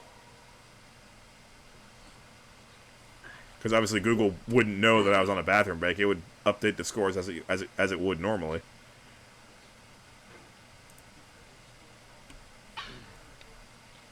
Oh, that was perfect.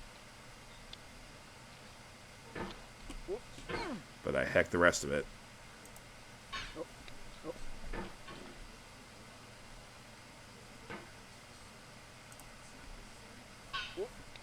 That, for some reason, was pathetic.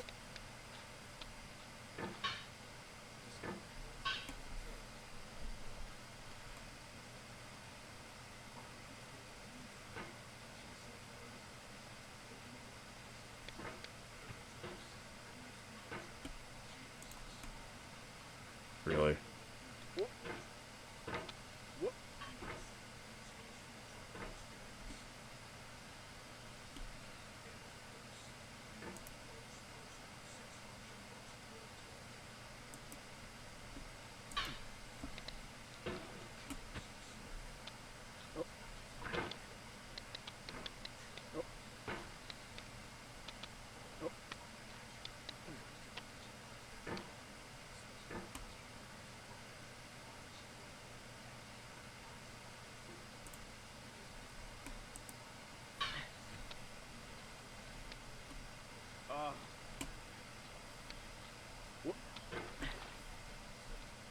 There we go.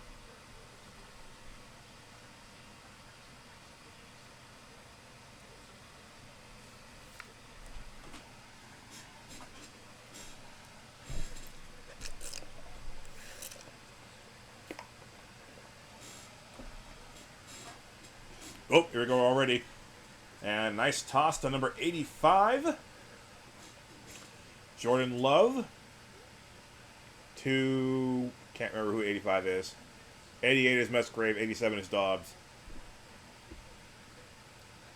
Oh, Tucker Kraft. Good. He is okay. So he did get injured earlier. 2nd and 3. Packers trail by just 1 point. It's a handoff. It's 2 yards.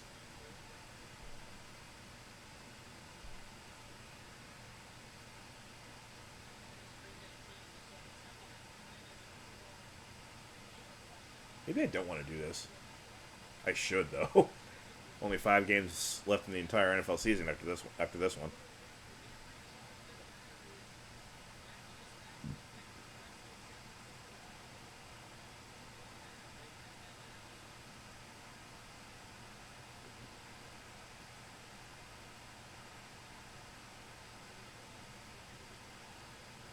And Aaron Jones takes it again for just that 1 little yard they need. Nothing more, nothing less. First down, Packers.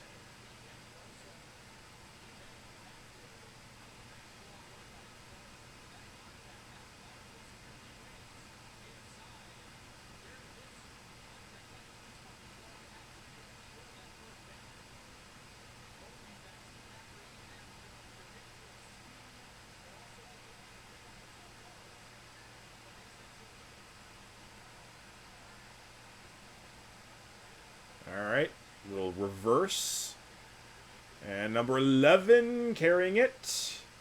Signaling first down. I don't know if he actually got there, though. Nice jet sweep, though. Yep, he did get the first down. Now the ball's being placed in a spot that would indicate 2nd and 1. Jaden Reed is number 11. 3 touches, 37 total yards.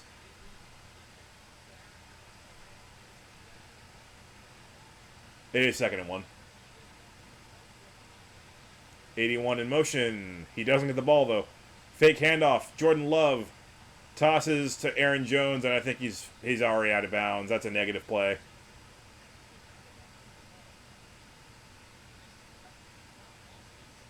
Oh. Actually, it's not a negative play. He's very lucky. He's already out of bounds, so 3rd and 1. Yep. His feet were... He landed with his feet out of bounds after he caught it, so that's an incomplete pass instead of a catch and a loss of 5. So, yeah, not bad. We had a whistle.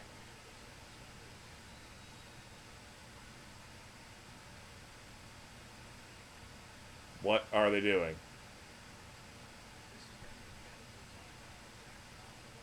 Jordan Love is a little... Oh!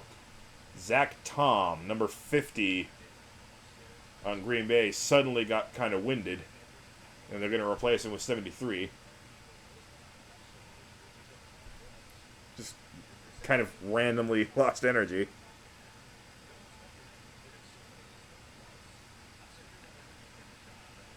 Hey. I'm losing a lot of energy if you couldn't tell. It's 10 o'clock. And we have most of the second half to go. I don't know about this. I'll tough it out. I'll do what I can. 3rd and 1 from the 44-yard line. Jordan audibling. Oh! Oh, wow. It wasn't an audible. It was a quarterback sneak. And somebody on the 49er defense read it very well. They needs to rush forward as they were snapping the ball. Let's see where they spotted it. It is going to be just short, it looks like.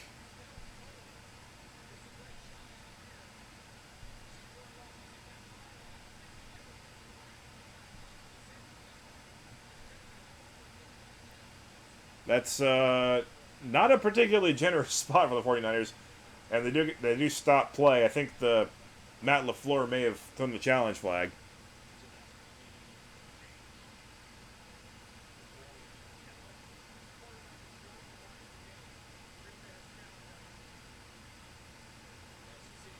Oh, yeah. Because Love was rolling over a 49er defender, and he got the ball past the line of scrimmage, or past the first down marker before his actual body hit the ground. So this should be a first down for the Packers. That should be a good challenge.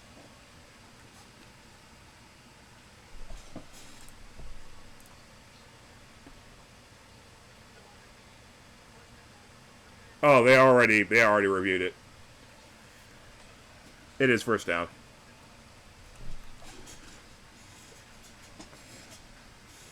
So Green Bay will not lose a timeout.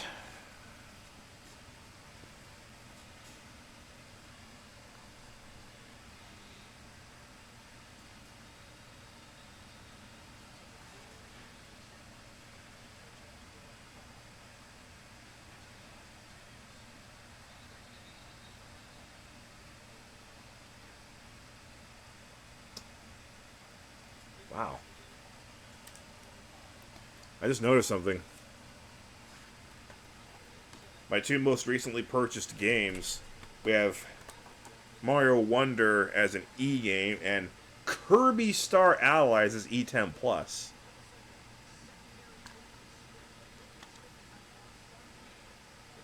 Kind of amazed that a Kirby game is E10 Plus. Oh, wow. Aaron Jones completely blown up by the defense. We do have a flag. Actually, wait, why am I amazed that there's a Kirby game that's E10 plus? The final 5% of every Kirby game is extremely dark. The flag has a hold on Green Bay. Penalty is declined because they lost a crap load of yards. Oh, it was I wasn't quite watching. It was an attempt to pitch the ball by Jordan Love to Aaron Jones, and they couldn't complete it. It ended up being a backwards pass, being a fumble, and they lost 11 yards on it. They gave it back to Aaron Jones there. Didn't get anywhere near enough for the first down. It's going to be 3rd and 15 or so.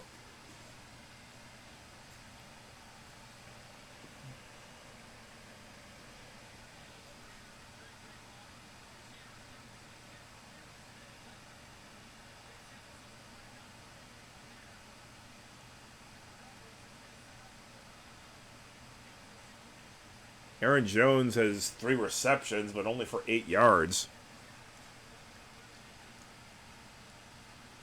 It is going to be 3rd and 15. Here comes a bomb from Love, and that's got to be pass interference. Number 20 with a pretty obvious flag. Green Bay gets new life.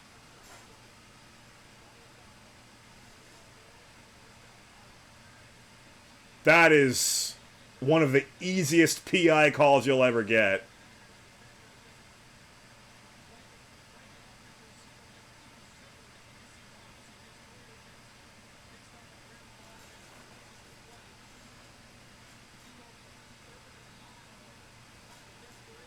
Third and 15 just became 1st and 10.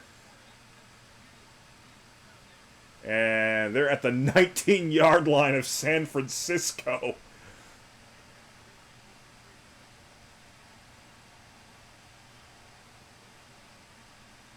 Love throws wide open. Did he complete that? I don't know. Yes, touchdown. Number 80, Packers. Bo Melton. Packers take the lead. He bobbles it. He's got that foot down. He's got that foot down. If he can complete it from there, it's good. And I think he does. It looks like a good call. Yeah, he didn't initially secure it, but by the time he did start to secure it, he had gotten both feet down still. So that is a touchdown.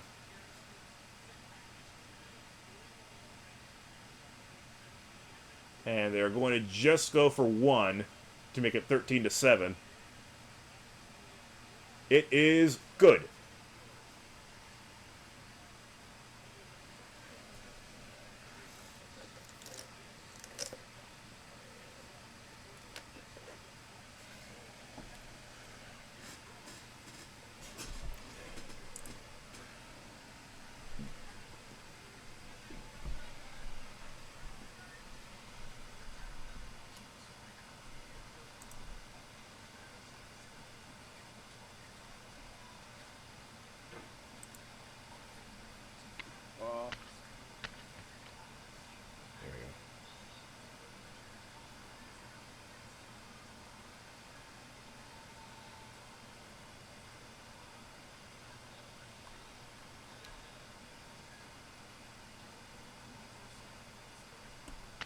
What?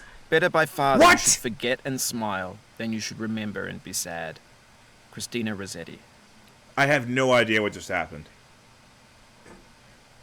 The game is reading inputs that I simply am not making.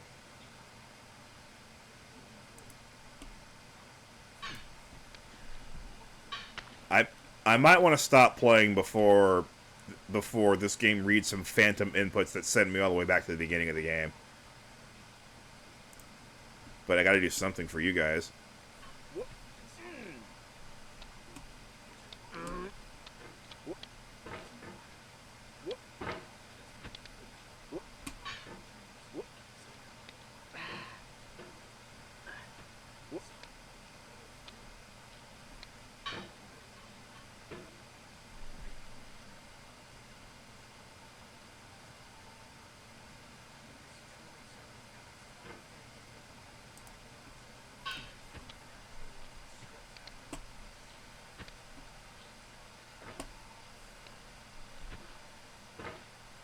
Yeah, that move seems to be a lot better than stopping down there and trying to pogo.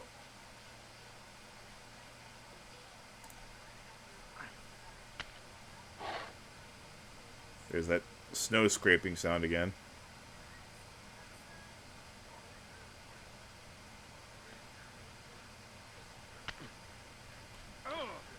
Ooh.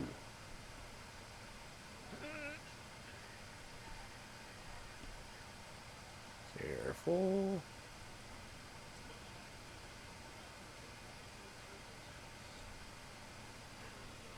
Okay.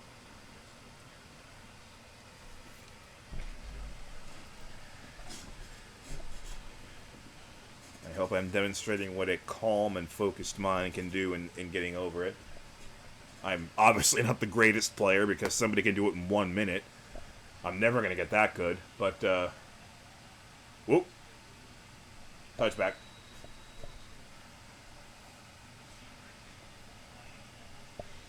But I am demonstrating that it is possible to play and enjoy getting over it without screaming every 2 minutes. Just going to take the game in stride.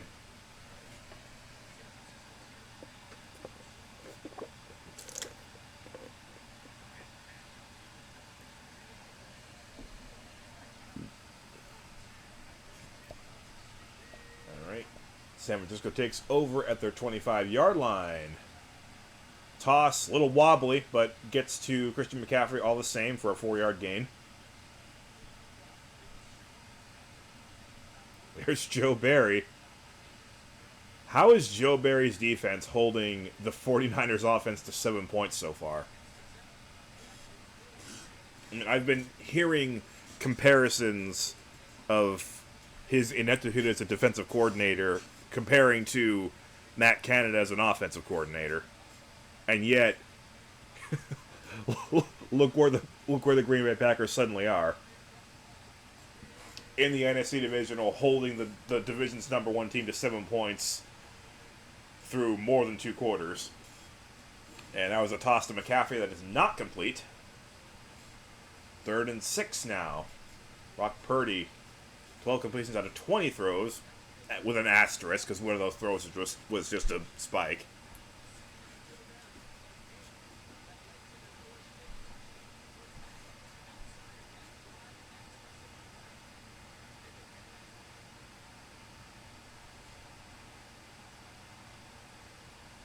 You know, the sky can't move from one side of the screen to another. I thought it was a bullet bill traveling across the screen. I am too much of a gamer. Purdy throws. Wide open is Kittle. 34 tries to bring him down and fails. He is going well into Green Bay territory. And more words exchanged, this time with Johnson, number 36. Big play. Number, looks like 94 on the defense. Got his hands on, oh, wow. Valentine once again in the middle of a huge scuffle, this time with number 15. Blocking each other way out of bounds.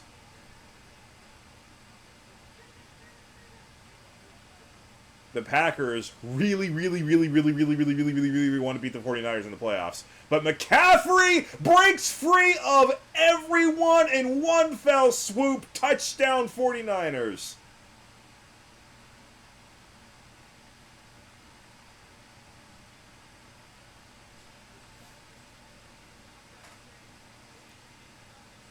And I see somebody in the crowd still sporting a 16 jersey, which would imply Joe Montana.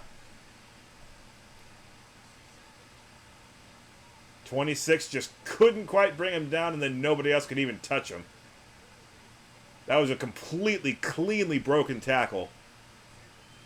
And extra point is right down the middle. 49ers are ahead once again by 1 point.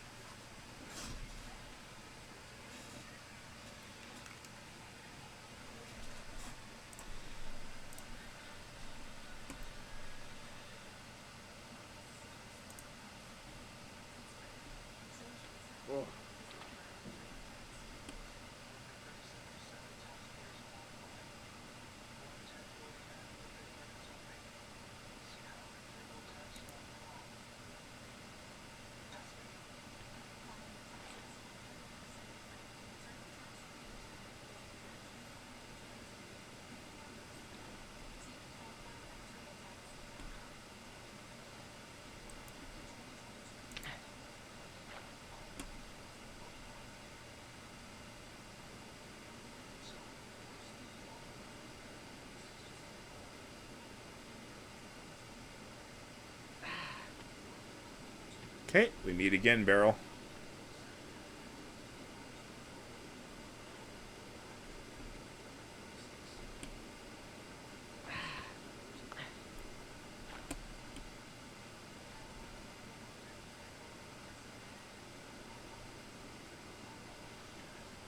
Hey, it's Kelsey, how much you can save by bundling home and auto.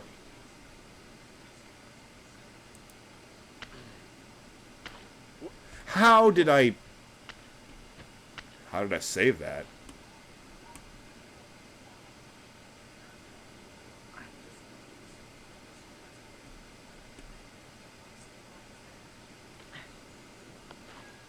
Heck.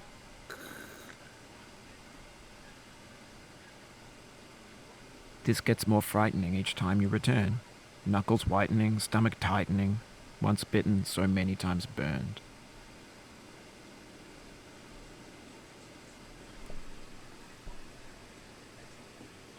He's got some good couplets for us here, doesn't he? How do I keep airballing?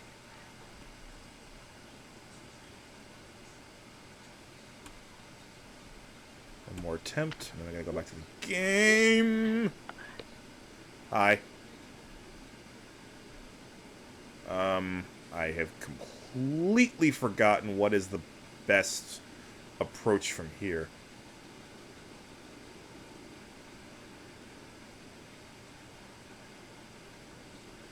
Well, I'll give him some time to think about it.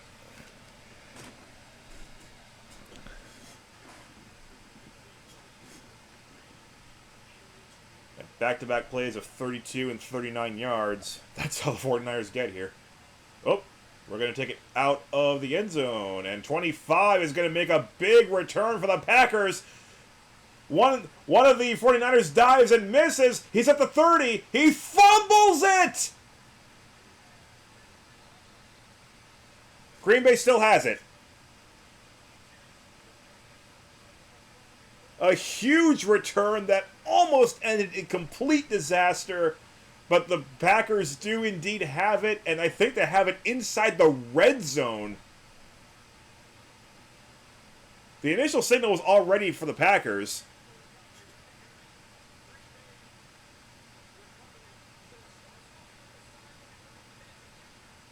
Just a brilliant run.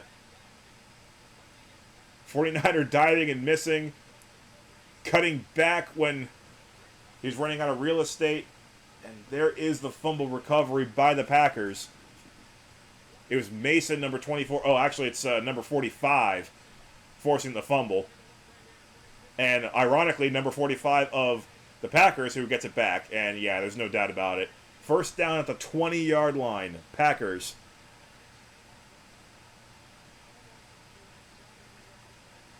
Hand off to Aaron Jones. And that's blown up immediately. Nick Bosa with that tackle. He's been conspicuously absent from a lot of the big plays so far, at least as far as I've noticed.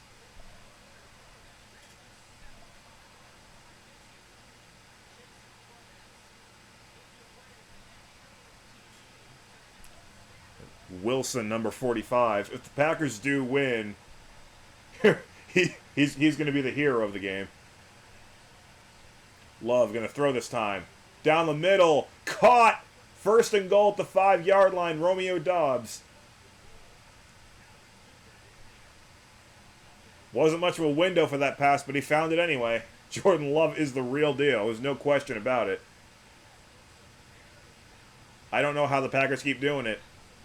No one does. But they do. I wonder who's going to be next in 15 years.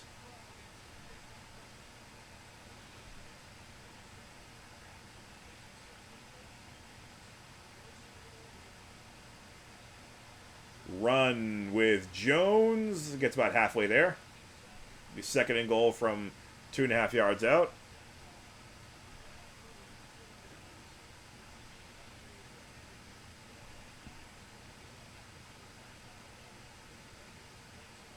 The previous game was a good game for the first half, and then the Ravens really pulled away. This one's going to remain a good game, it looks like. And there were 2 Packers fans at the other game.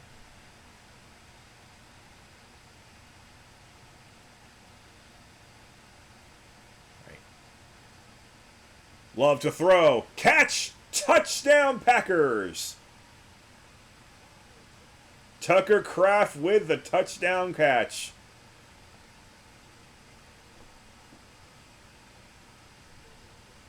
You gotta like that he's making touchdowns after getting hurt earlier in the game. And noticeably, Anders Carlson's moving away from the field, so they are going to go for 2 this time to make it 21-14, which makes sense. The difference between 19-14 and 20-14 is not much.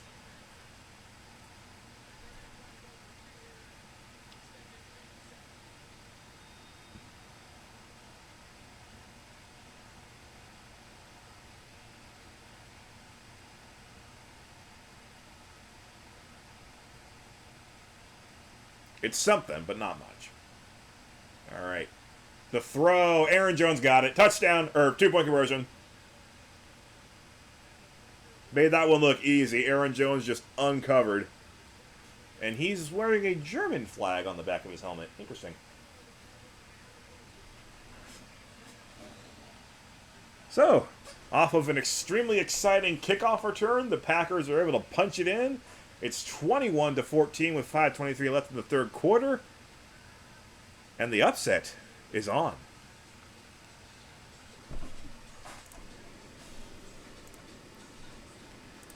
Alrighty. Was I ever able to just launch from here?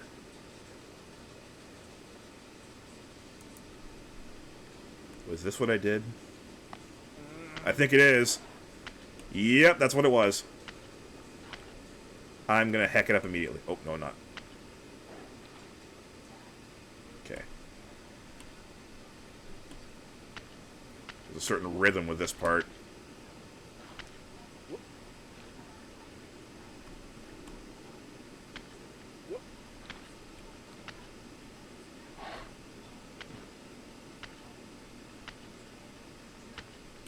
Have you thought about who you are in this? Are you the man in the pot, Diogenes? Are you his hand? Are you the top of his hammer? I think not. Where your hand moves, the hammer may not follow, nor the man, nor the man's hand. In this you're his will, his intent, the embodied resolve in his uphill ascent. Heck. That was my most gentle move of the whole ascension, and it sent me the furthest back.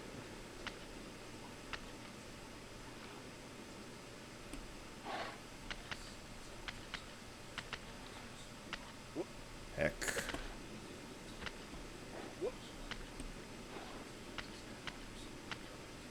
Whoa. Boop. Heck.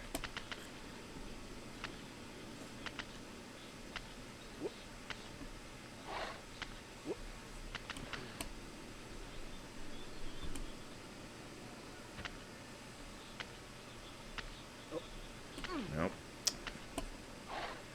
It's kind of hard to press pause at this part of the game in particular.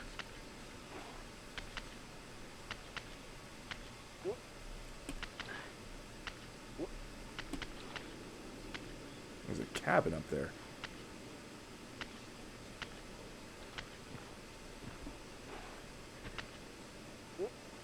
Hold on. This is like the only safe part. Alright.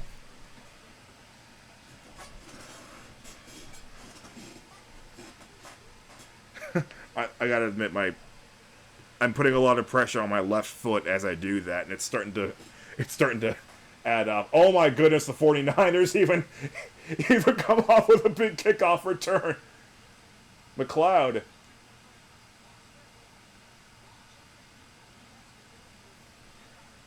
Wait. It looked like he was at midfield. Maybe that was only the 20-yard line. I don't know. I should be paying better attention, but that part of getting over it requires my full attention if I'm going to get it. Oh, we got a flag.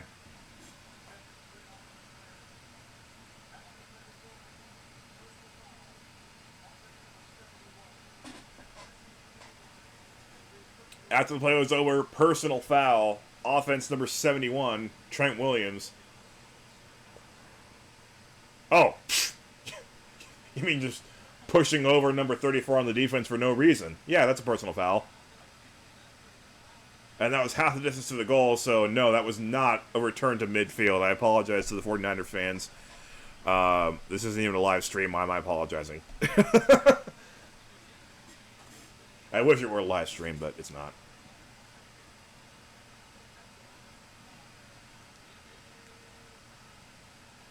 All right. 49ers take it at the 13-yard line. First run is 1 yard.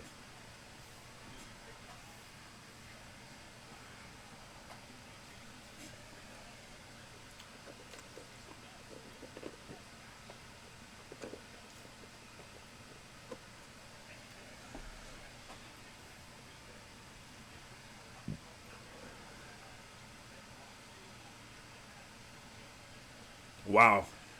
So, this sums up how boring the playoffs have been so far. This game right here, first second half lead change of the entire postseason. There's been 3, actually. But yeah. Another pretty ineffective run by CMC standards. Got a few yards, but not much. The 49ers are suddenly at the point where they can ill afford to go 3 and out. It's a 3rd and 5 coming up. And, you know, they're still at their own 17 and a half. I don't think they would be going for it from here. Just way too much downside. Here's a throw, and nearly picked off by Valentine. But it is 4th down.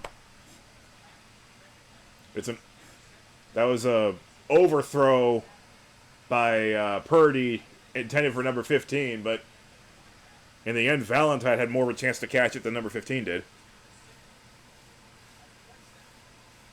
And here comes a punt from the 49ers.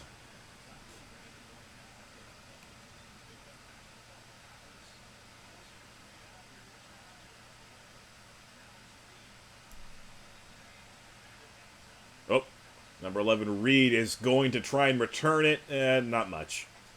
Got it to the 38 or 39 yard line, but Packers suddenly in the driver's seat.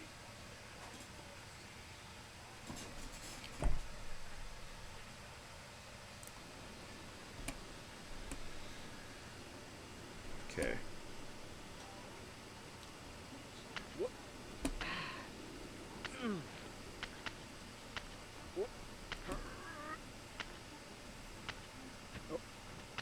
Ooh, so close.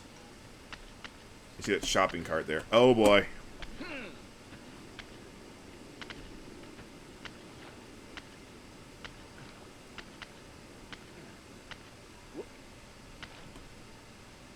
Hold on, that's not what I was trying to do. Oh my God. Something filled up my heart with nothing. Someone told me not to cry. Now that I'm older, my heart's colder. I can see that it's a lie. The arcade fire.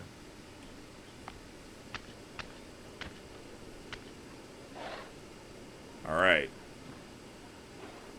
Maximum crisis averted for now. Okay.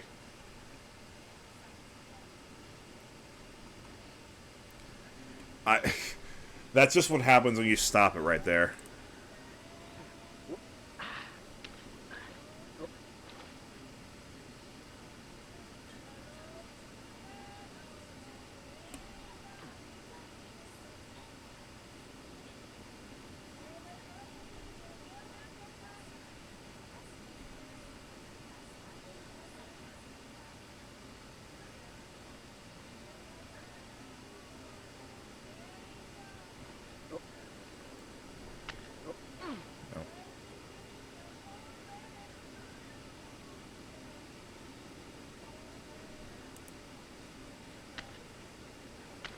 What the heck?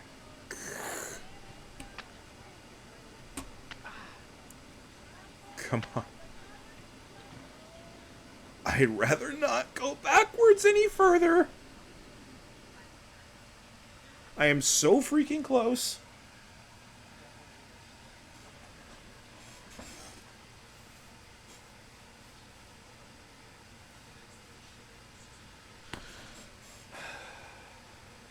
This is me saving me from myself, or at least trying to, because the game hadn't quite come back on yet. But I feel like if I keep pushing at this any further, I'm just going to keep up this negative momentum. All right, Jordan Love takes the field at the 38-yard line.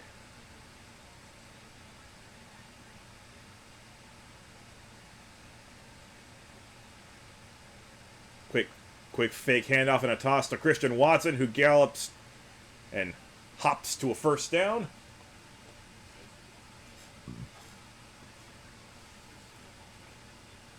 Oh, wow. The Packers have had a different leading receiver for every month. That is incredible.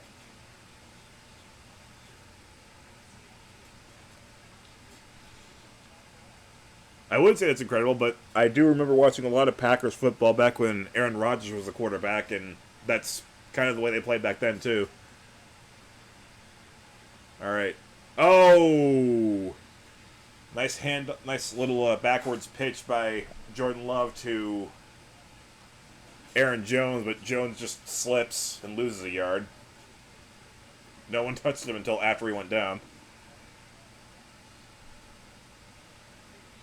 Although, to be honest, I don't think he was getting much anyway. The defense seemed to read that one pretty well.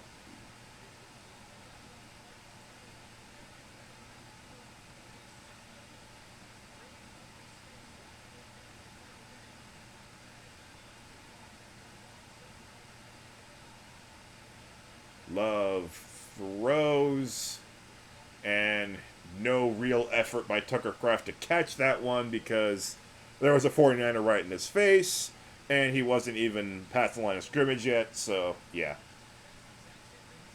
I think he missed that catch on purpose.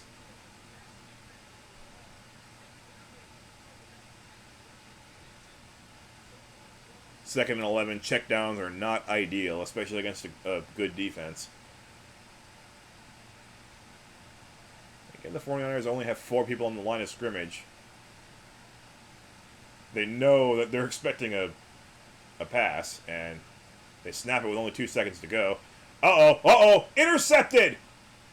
It was bobbled by Tucker Kraft, and now it's intercepted by 57 Greenlaw, who's still up, going a whole bunch of different directions, smashing every direction on the D-pad, finally down around midfield. A bit of an overthrow by Love to Tucker Kraft.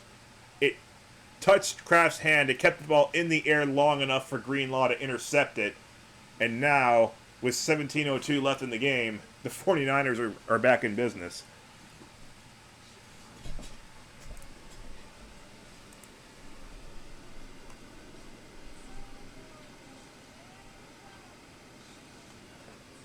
By the way, take a look at my mouse pad.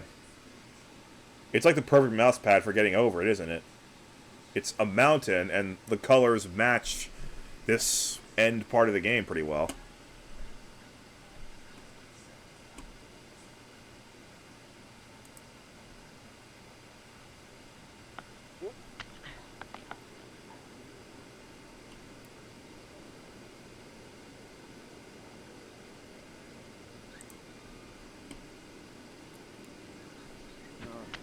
Oh, heck.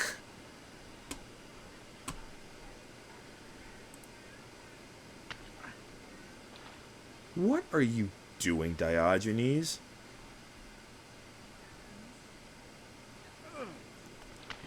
Oh my gosh.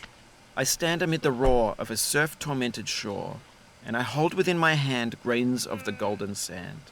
How few, yet how they creep through my fingers to the deep, while I weep. Oh God, can I not grasp them with a tighter clasp? Can I not save one from the pitiless wave? Is all that we see or seem but a dream within a dream? Edgar Allan Poe. They spelled his name wrong. It's Allan. My late grandfather would never have allowed that, although he did die before this game came out. My grandfather was an English professor, and he saw Edgar Allan Poe's middle name spelled with an E so much that he took it upon himself to collect every single time that his name was misspelled and frame it in our house somewhere.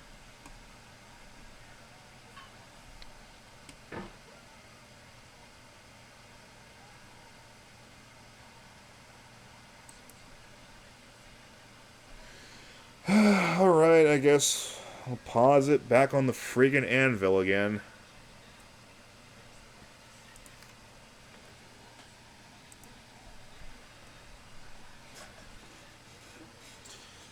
Uh-oh, I might be approaching bathroom territory here. I won't be able to get away with that on a live stream, though. So. Alright, Purdy will take it and run himself. Good for 1 yard.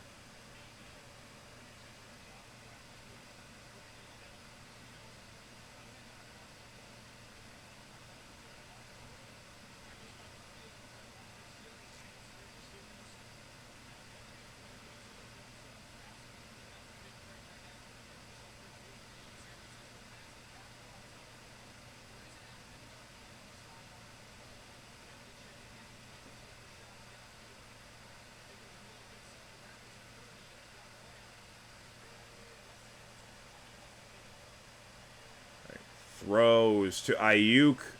Got a hand on it, but could not complete the catch. It'll be incomplete. 3rd and 9.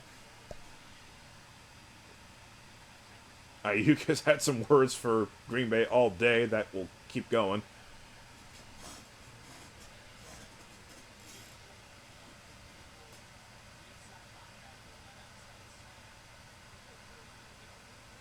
There's Rich Bisaccia. A man near and dear to my heart. But we got Coach Pierce. We got Coach Pierce now. For better or for worse. I'm glad that we're sticking with him. Ayuk finally with a catch for a 1st down. Brock Purdy finding his guys. Great extension on Ayuk's part. Throw is a little low. He's able to get down there and really not lose much of his stride as he kept going forward for an extra yard or 2. Or 4.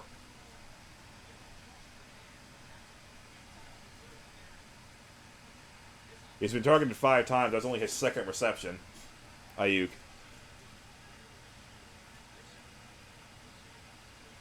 Okay. Purdy drops back. Throws. Overthrowing McCaffrey again. Purdy's been off. Not going to lie, he's been off. I wouldn't dare suggest they find a different quarterback or anything. It's just that, this is not one of his better days.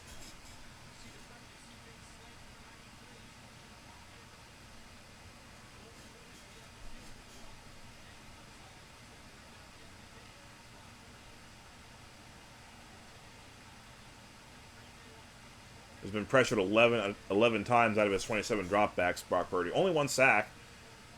Even on an off day, Purdy's still got 15 out of 26 for 184 yards and 1 touchdown. If that's what his numbers look like when he's off, he's a pretty good quarterback.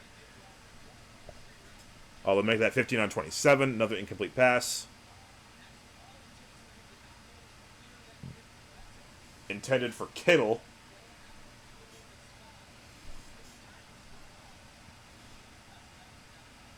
Maybe the throw is a tad early for him.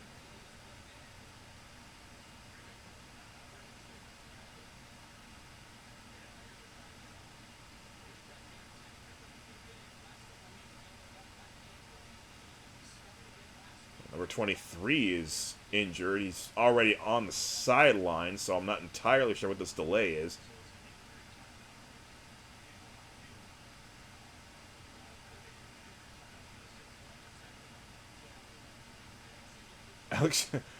Jair Alexander, I think that is, does not really know if he's coming in or not. He's not. He wants to play. 49ers are actually on the 35-yard line here.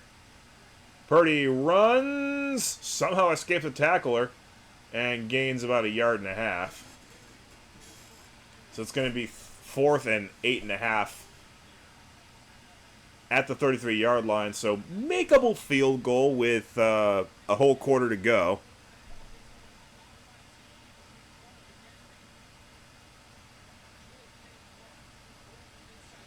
I wouldn't feel great about it, but I think I would kick a field goal here. They will.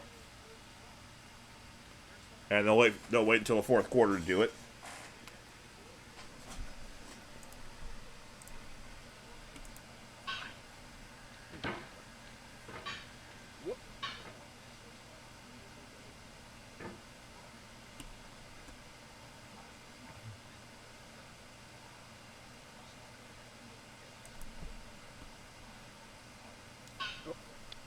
There we go. That is a beautiful power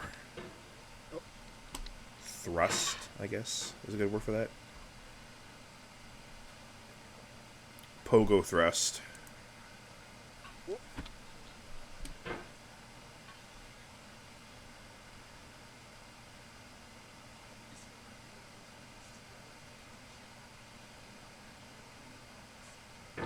Really.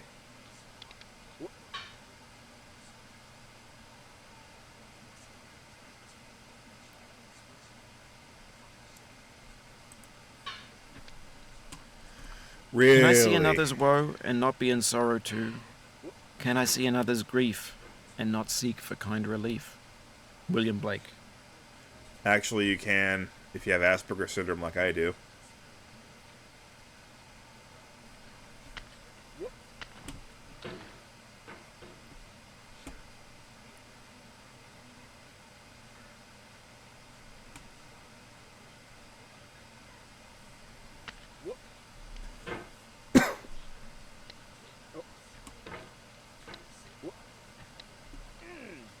I think Packers fans also fit that description because the rest of the NFC North has been so snake-bit for so long. And the Packers make the playoffs almost every year.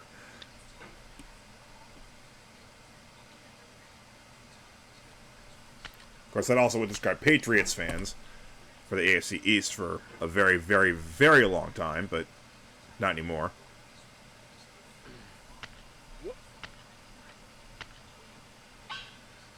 Now they're out there losing to the Chargers 6-0. Of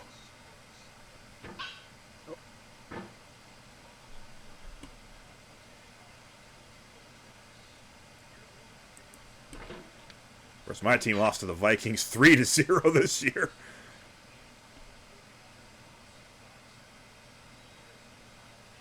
I think that was the same week, actually.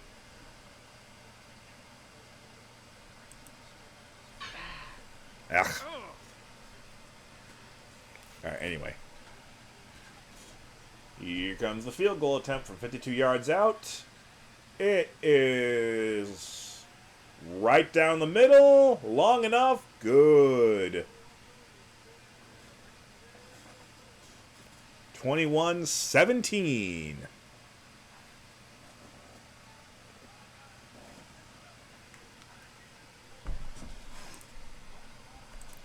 I think it might finally be time for me to renew my my headphones. This particular set is falling apart a bit, although it has outlasted the other ones from that they're relatively cheap from Logitech.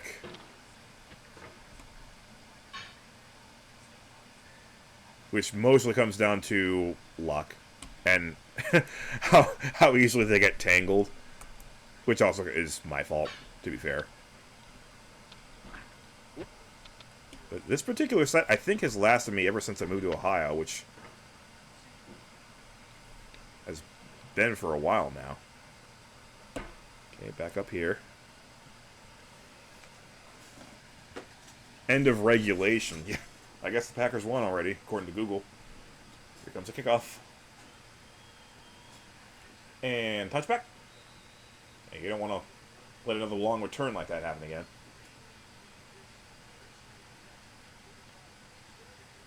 Come on, Google, give the 49ers their points.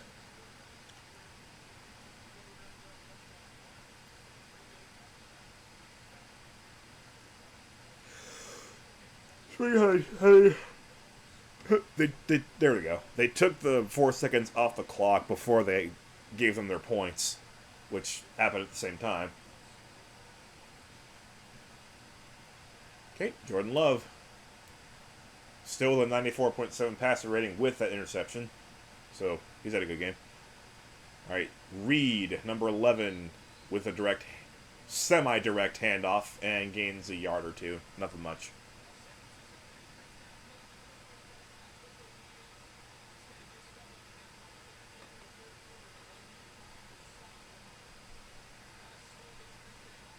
Okay, yeah. Don't worry, I'm motivated now to finish out this fourth quarter. This is a good game.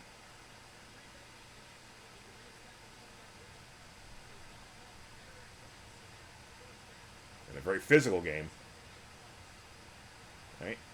2nd and 8. Love throws. Reed is there, but number 20 is able to stop him from going any further with that, so it'll be a gain of 6 or 7. 3rd and short coming up.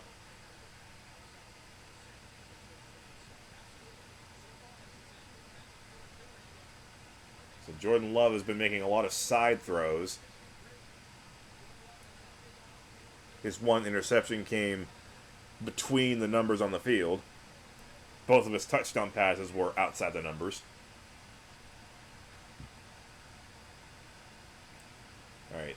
This would seem to be Aaron Jones' time, but he's lined up as a receiver on this one. They are going to go ahead and try a pass. And it tries to toss it to Aaron Jones, but he misses him somehow. And that'll be a 4th and 2. And with the lead in your own territory, that's got to be a punt, right?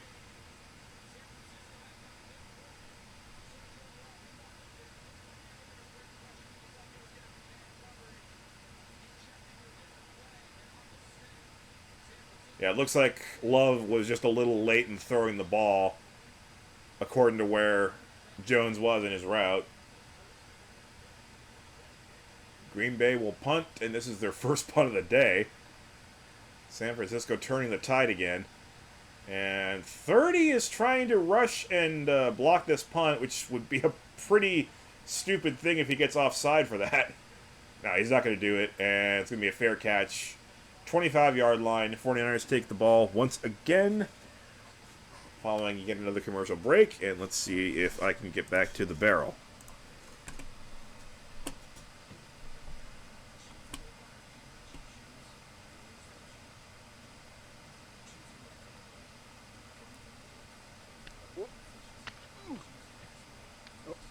Not even close. In the end, we only regret the chances we didn't take. Lewis Carroll.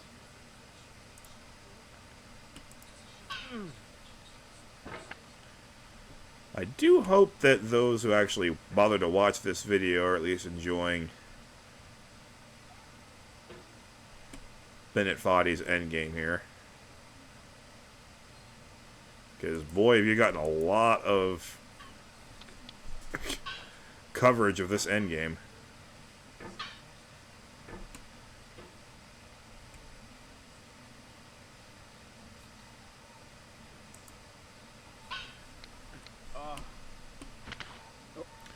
Boo.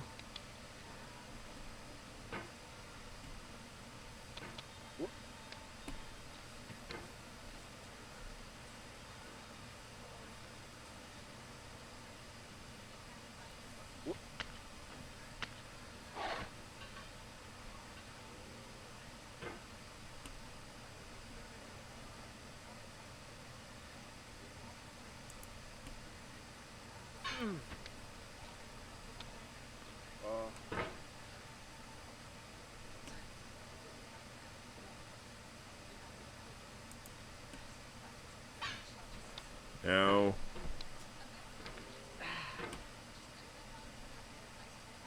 Well, at least I had some content to give you guys for the whole game.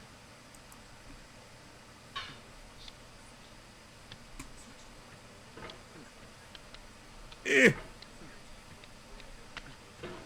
There we go. Okay, got another chance to make it back to the barrel.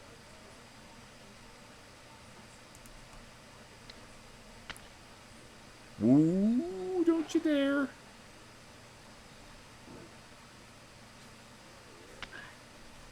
Might be a little much.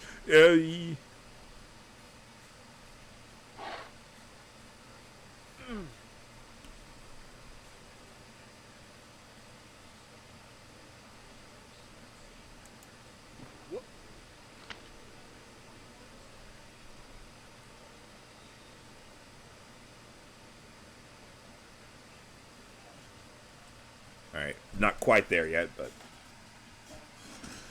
making my way, hopefully. Alright, handoff to McCaffrey, who has been contained pretty well, I would say. And if the 49ers lose this game, I would imagine that pretty much hands Lamar the MVP on a silver platter. McCaffrey, 12 rushes for 77 yards and 1 touchdown. That's still not bad at all. It's just, Christian McCaffrey, we're used to breaking loose for 20 yards every other play. Here comes another one. Well, that's pretty loose. Gained about 10 for a first down.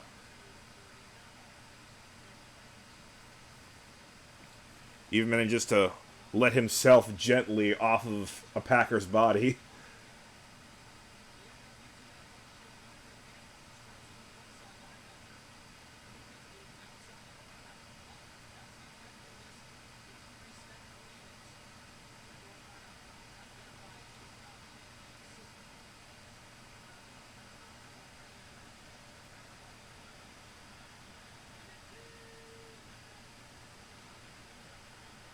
Keep feeding McCaffrey, and not this time. Loss of 1.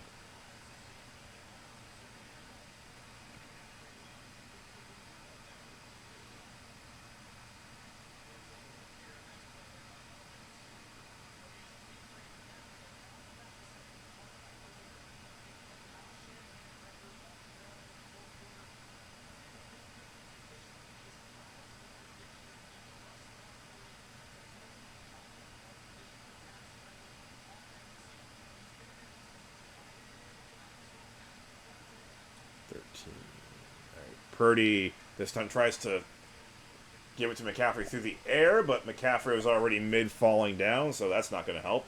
3rd and 10.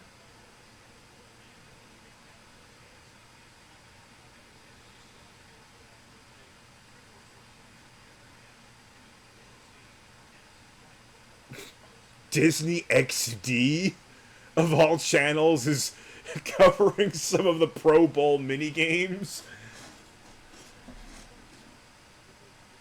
Are they going to do like Nickelodeon and have a bunch of cartoon characters give their 2 cents on it? Purdy throws. It's caught! Number 15 with a pretty much a circus catch.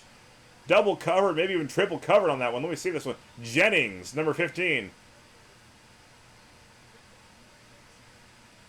There was a convergence of 3 Packers there as he was catching that ball. He jumps up and still comes down with it. Meanwhile, Purdy takes a shot. That ball really had to be in exactly the right spot for that to work out, and it was. So even on his off days, Purdy can still make the important throws. They're on the 40-yard line now of Green Bay. Purdy got McCaffrey right there. A little late on that one, honestly. He completed it, but didn't gain anything.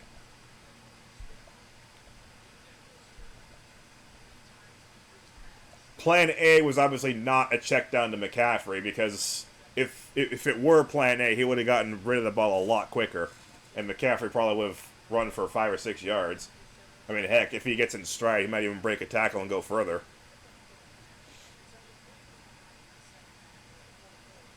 So that was a bit of a mistake, but 2nd and 10.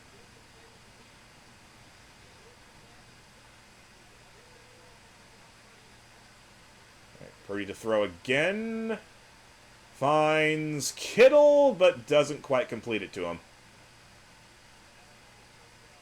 Back to 3rd and 10. And we're inside 10 minutes. I imagine if they can get any gain here whatsoever, it'll be 4 down territory.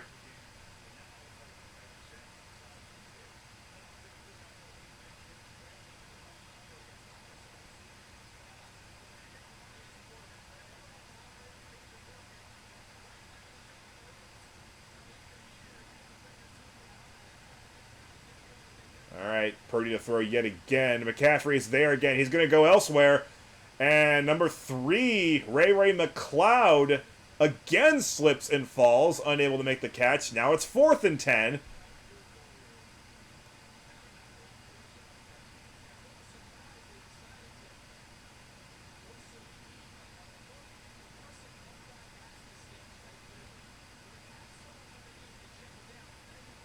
Also, just not a very good ball placement by McCaffrey. I mean, by Purdy. Made McLeod do a little too much work, and they are actually going to punt. Wisnowski takes the field at the 40-yard line. It's fair caught at the 10, but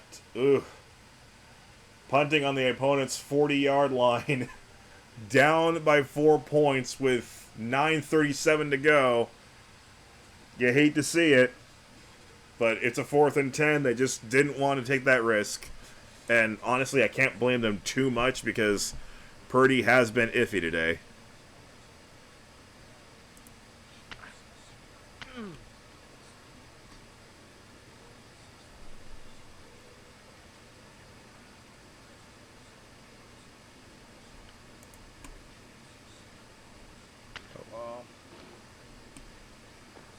What the heck?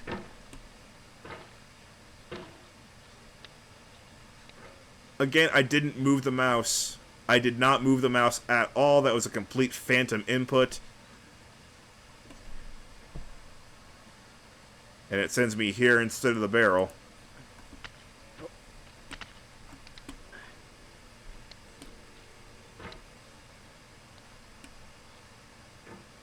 For the record, yes, phantom inputs can actually be helpful. I just can't remember the last time it was.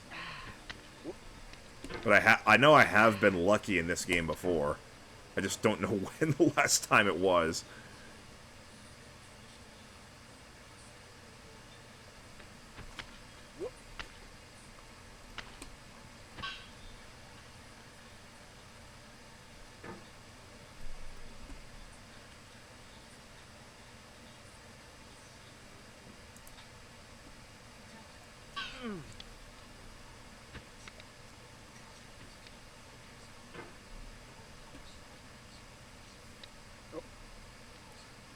I'll do.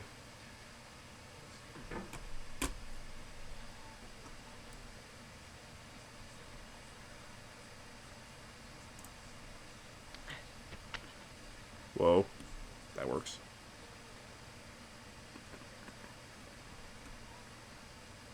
I think that's good.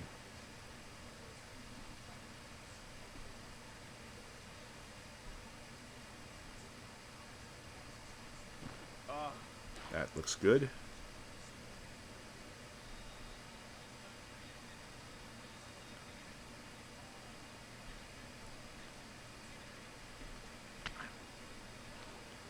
Okay.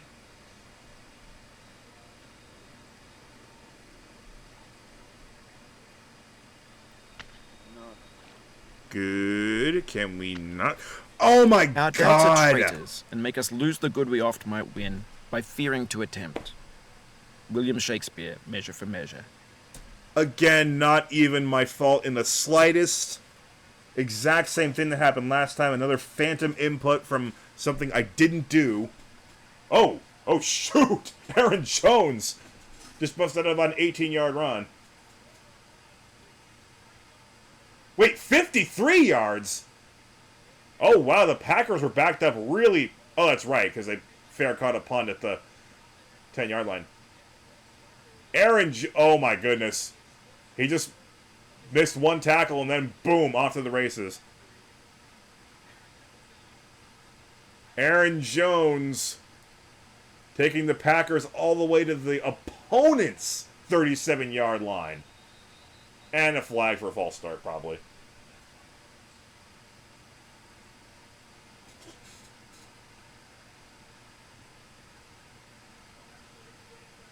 Oh no, neutral zone infraction against the 49ers. And all of a sudden, Aaron Jones has the Packers knocking on the door of the upset here.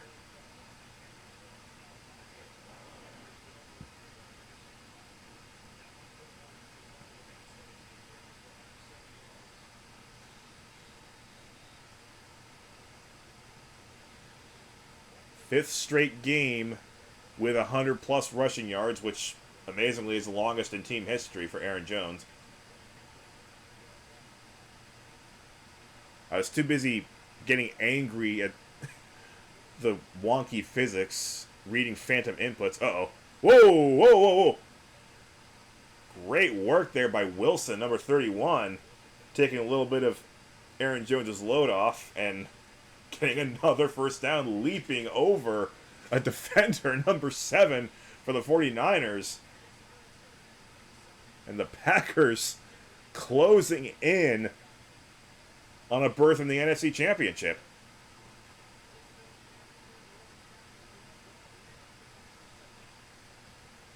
Packers have gained 318 yards to the 49ers 288, which isn't a huge difference.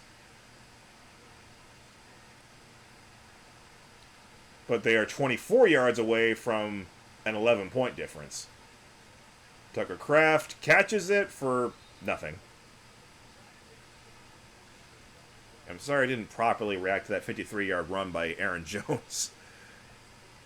But the same phantom input happening twice just angered me too much. Because I didn't do anything. Both times I didn't do anything, but the game just kicked me backwards anyway.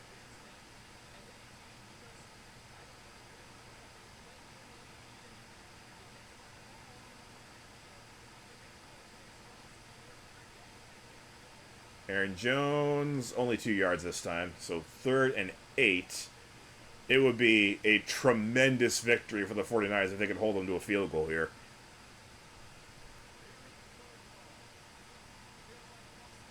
And the fans, they know that they're needed as well. They need to disrupt the Packers as much as possible, because if they score a touchdown, the 49ers will be on life support.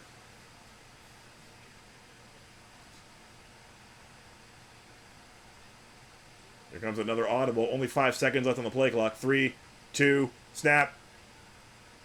And they're coming after him hard. Incomplete pass. They're going to have to settle for a field goal.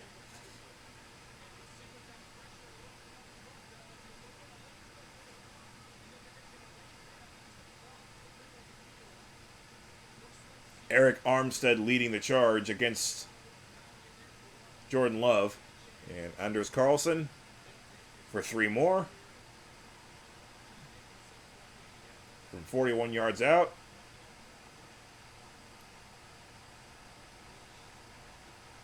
It's no good! It remains a 4-point game with 6:18 to go. The Packers are the better team, but my Raiders have the better Carlson brother.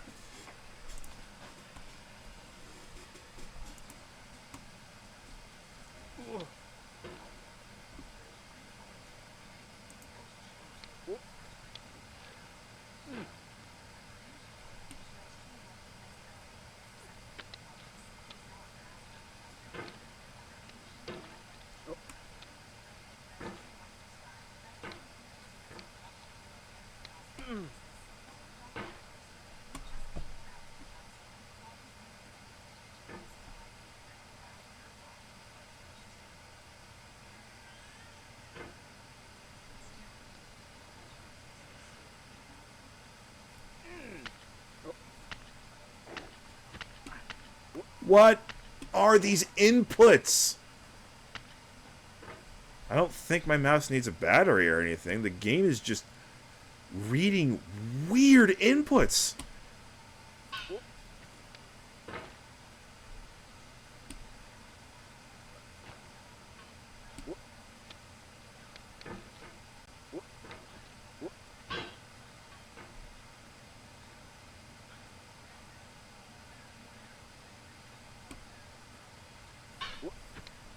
Ugh.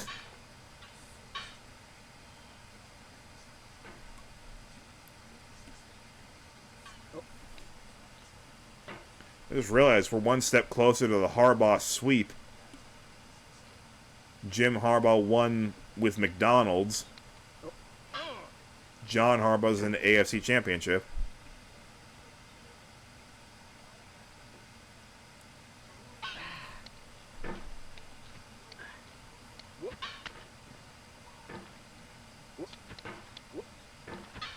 Maybe it's true. Maybe nobody has it better than the Harbaughs.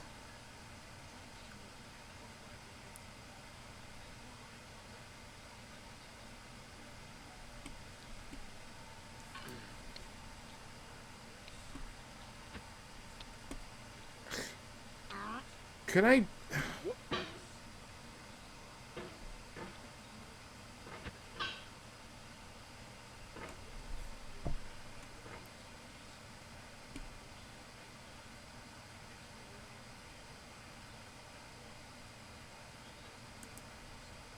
Oh my god. You know what? Forget it. I'm done. I'm done with the game for now. We're down to the last 6 minutes and change. A playoff game. It's a 4-point game. If I play any more of this, I'm going to get distracted, and I'm already missing the next play. Jennings catching a pass from Purdy for a 5 or 6 yard gain. All right, that's it for getting over it.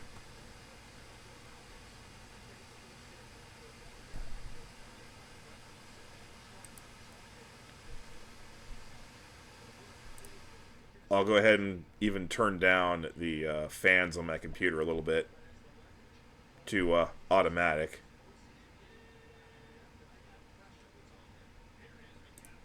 McCaffrey with a run. Gets down to 3rd and inches.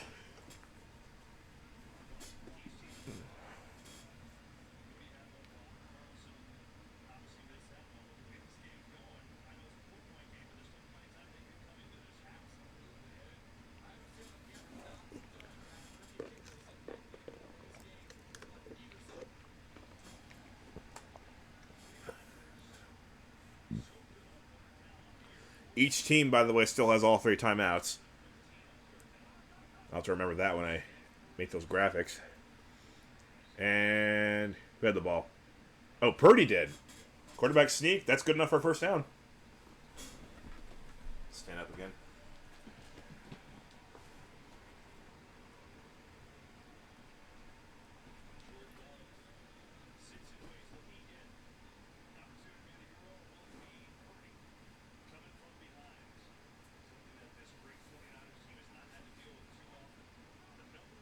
First and 10 from their own 42-yard line now.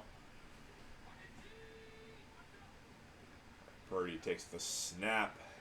Tosses straight ahead to McCaffrey for about 5 yards.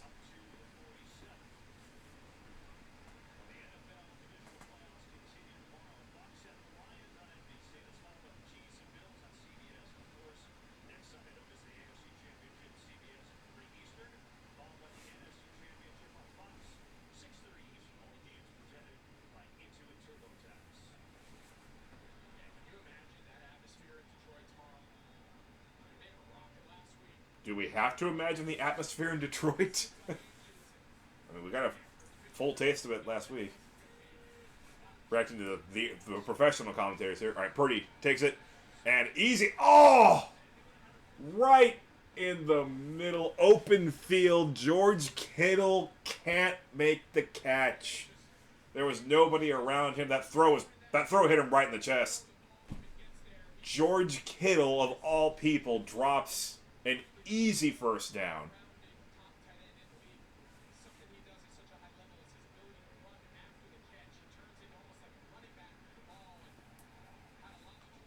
And that is their 4th drop, the 49ers. 3rd and 5 now. They cannot afford another one of those. Oh, did Ayuk catch that one? The refs say yes. First down, San Francisco. Oh, he got it. He got it. Amazing catch by Brandon Ayuk. With Nixon all over him. That's a perfect throw. Clean catch, hands under the ball. Ball never touches the ground. 49ers still in the driver's seat here. Purdy throws deeper. 84 catches that one for a first down. Who is this 84?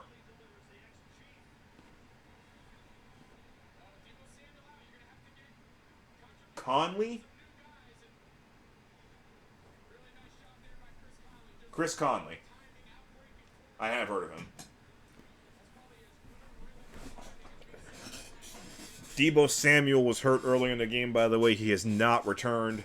So, they are without a pretty key piece. 49ers now on the 26-yard line. Purdy throws.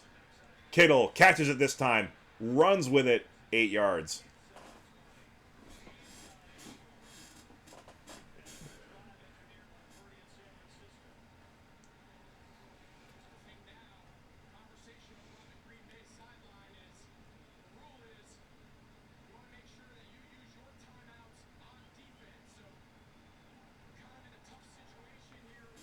Matt LaFleur in quite the quandary here.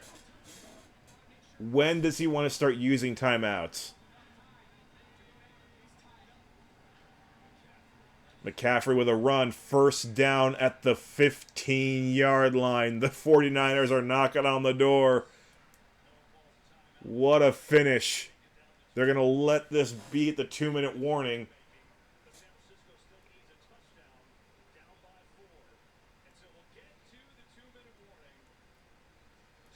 It certainly would behoove the Packers to start taking timeouts, even though it's not a guarantee that the 49ers score, right? But if they do score, it's going to be a touchdown, and the Packers are going to be behind.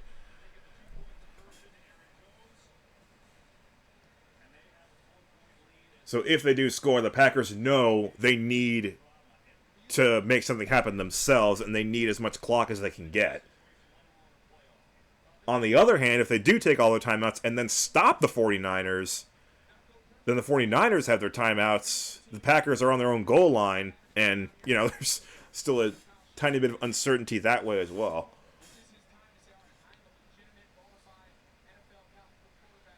Then again, the 49ers would have their timeouts anyway. So, yeah, I guess I would assume that we're going to start seeing some timeouts by the Packers after this 2-minute warning. I have no rooting interest, but my heart is pounding over this one.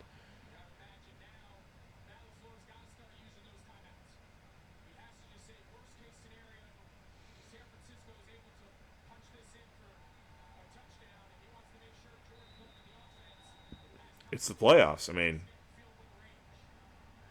if your heart's not pumping over a game like this, then you're not a true football fan, even if you're not a fan of either team. Purdy tosses to the side for McCaffrey, 0. And notably out of bounds. So Matt LaFleur's work is done for him there.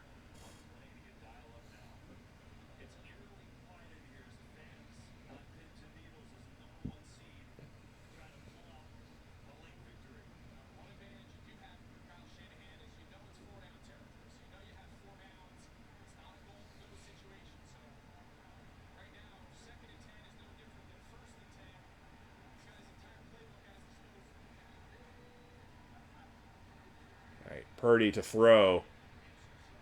Escapes some pressure. Preston Smith following him. He's going to run for it. Gets to the 6-yard line. Going to be 3rd and 1.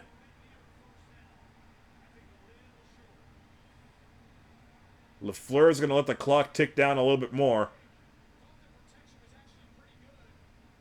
He's going to wait until 1st and goal before he starts taking the timeouts, I guess.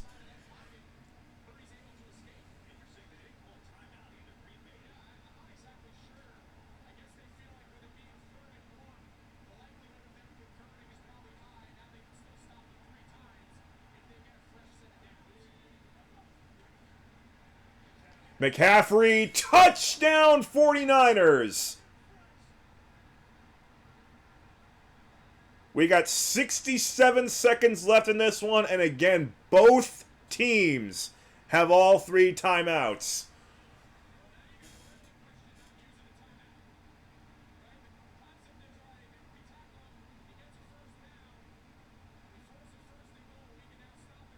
"67 seconds with 3 timeouts." I would say, based on the way Jordan Love has been playing the latter half of this season, I think the Packers are absolutely still in this.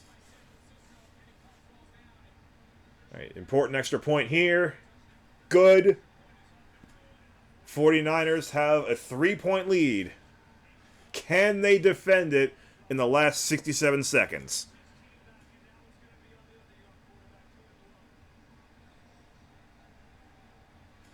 Jordan Love is now being tasked with avenging many, many negative memories for the Packers against the 49ers in the playoffs.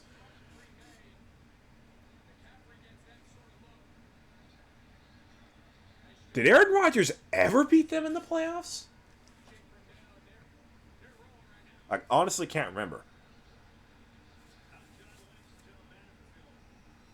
Oh, that wasn't an effect. That's just how hard it's raining. Those are just thick raindrops. 23 touchdowns this season for McCaffrey.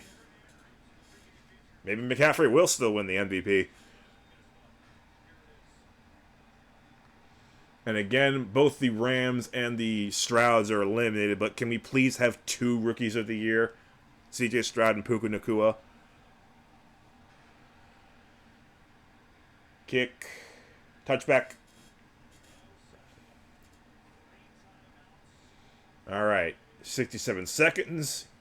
You can kick a field goal to tie, or try and get a touchdown to win it.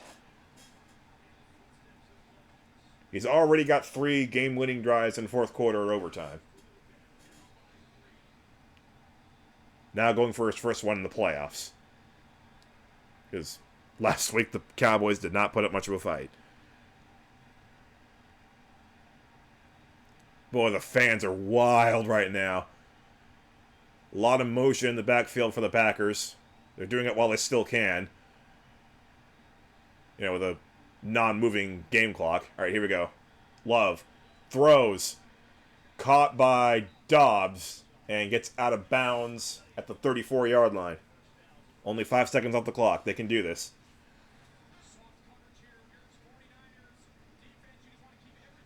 Ooh, a little bit of a bobble there in the rain, but he's able to hold on to it. Nice work by Dobbs. 33-yard line, my bad. Okay. The 49ers appear to be in somewhat prevent defense. Nice throw, but it's just a tad over Romeo Dobbs this time. 3rd and 2.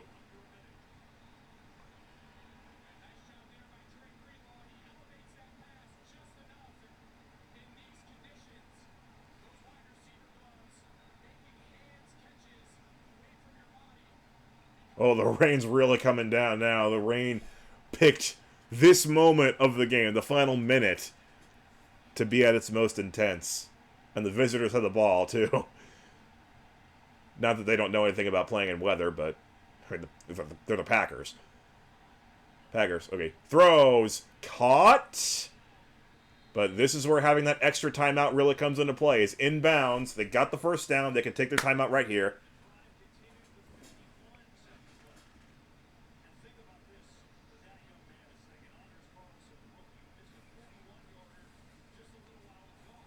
Anders Carlson, they wouldn't be in this spot if he hadn't missed that field goal.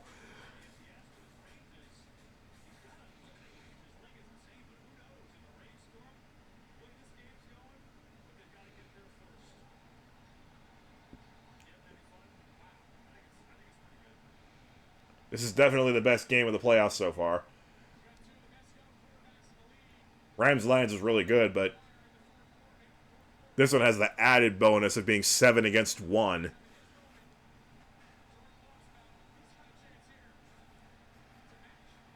and being this close. All right, Love. Throwing, scrambling, now throwing. And intercepted by Greenlaw, number 57. He's trying to take it back. I don't know why. You should go down. I've seen this before with the Chargers. Okay, now he's down.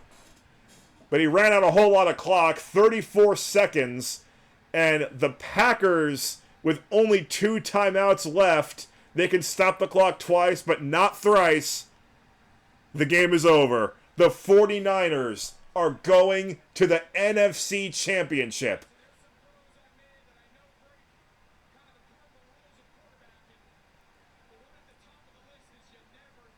Jordan Love was getting pressured, running right and through left. Just like Brett Favre. Now he's learning how Packers quarterbacks play at the end of playoff games. I'm sorry. I'm sorry, Packers fans. Big sigh of relief for Nick Bosa. But the Packers are not going anywhere anytime soon. I think it's safe to say. I don't expect Jordan Love to do that too many more times in his professional career. Great work by Jordan Love overall this season, especially after a lackluster first half of the season. But the 49ers were able to withstand the pressure.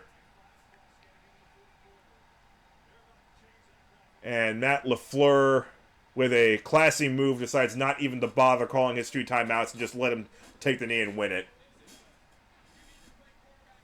49ers are in another NFC Championship game.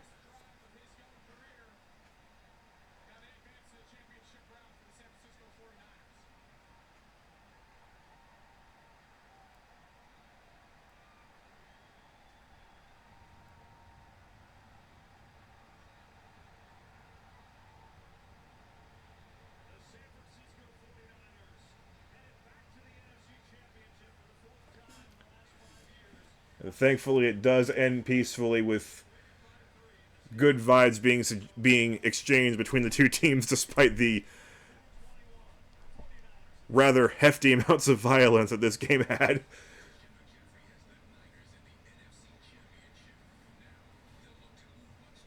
All right. Well, there we go. 49ers have won, and I will see you again tomorrow for the other 2 divisional games. I mean, it already almost is tomorrow, so. Yep, I'm just going to end it right here. I'm really sleepy. I would like to go to bed now, so I will. Thank you for joining this video, and see you tomorrow.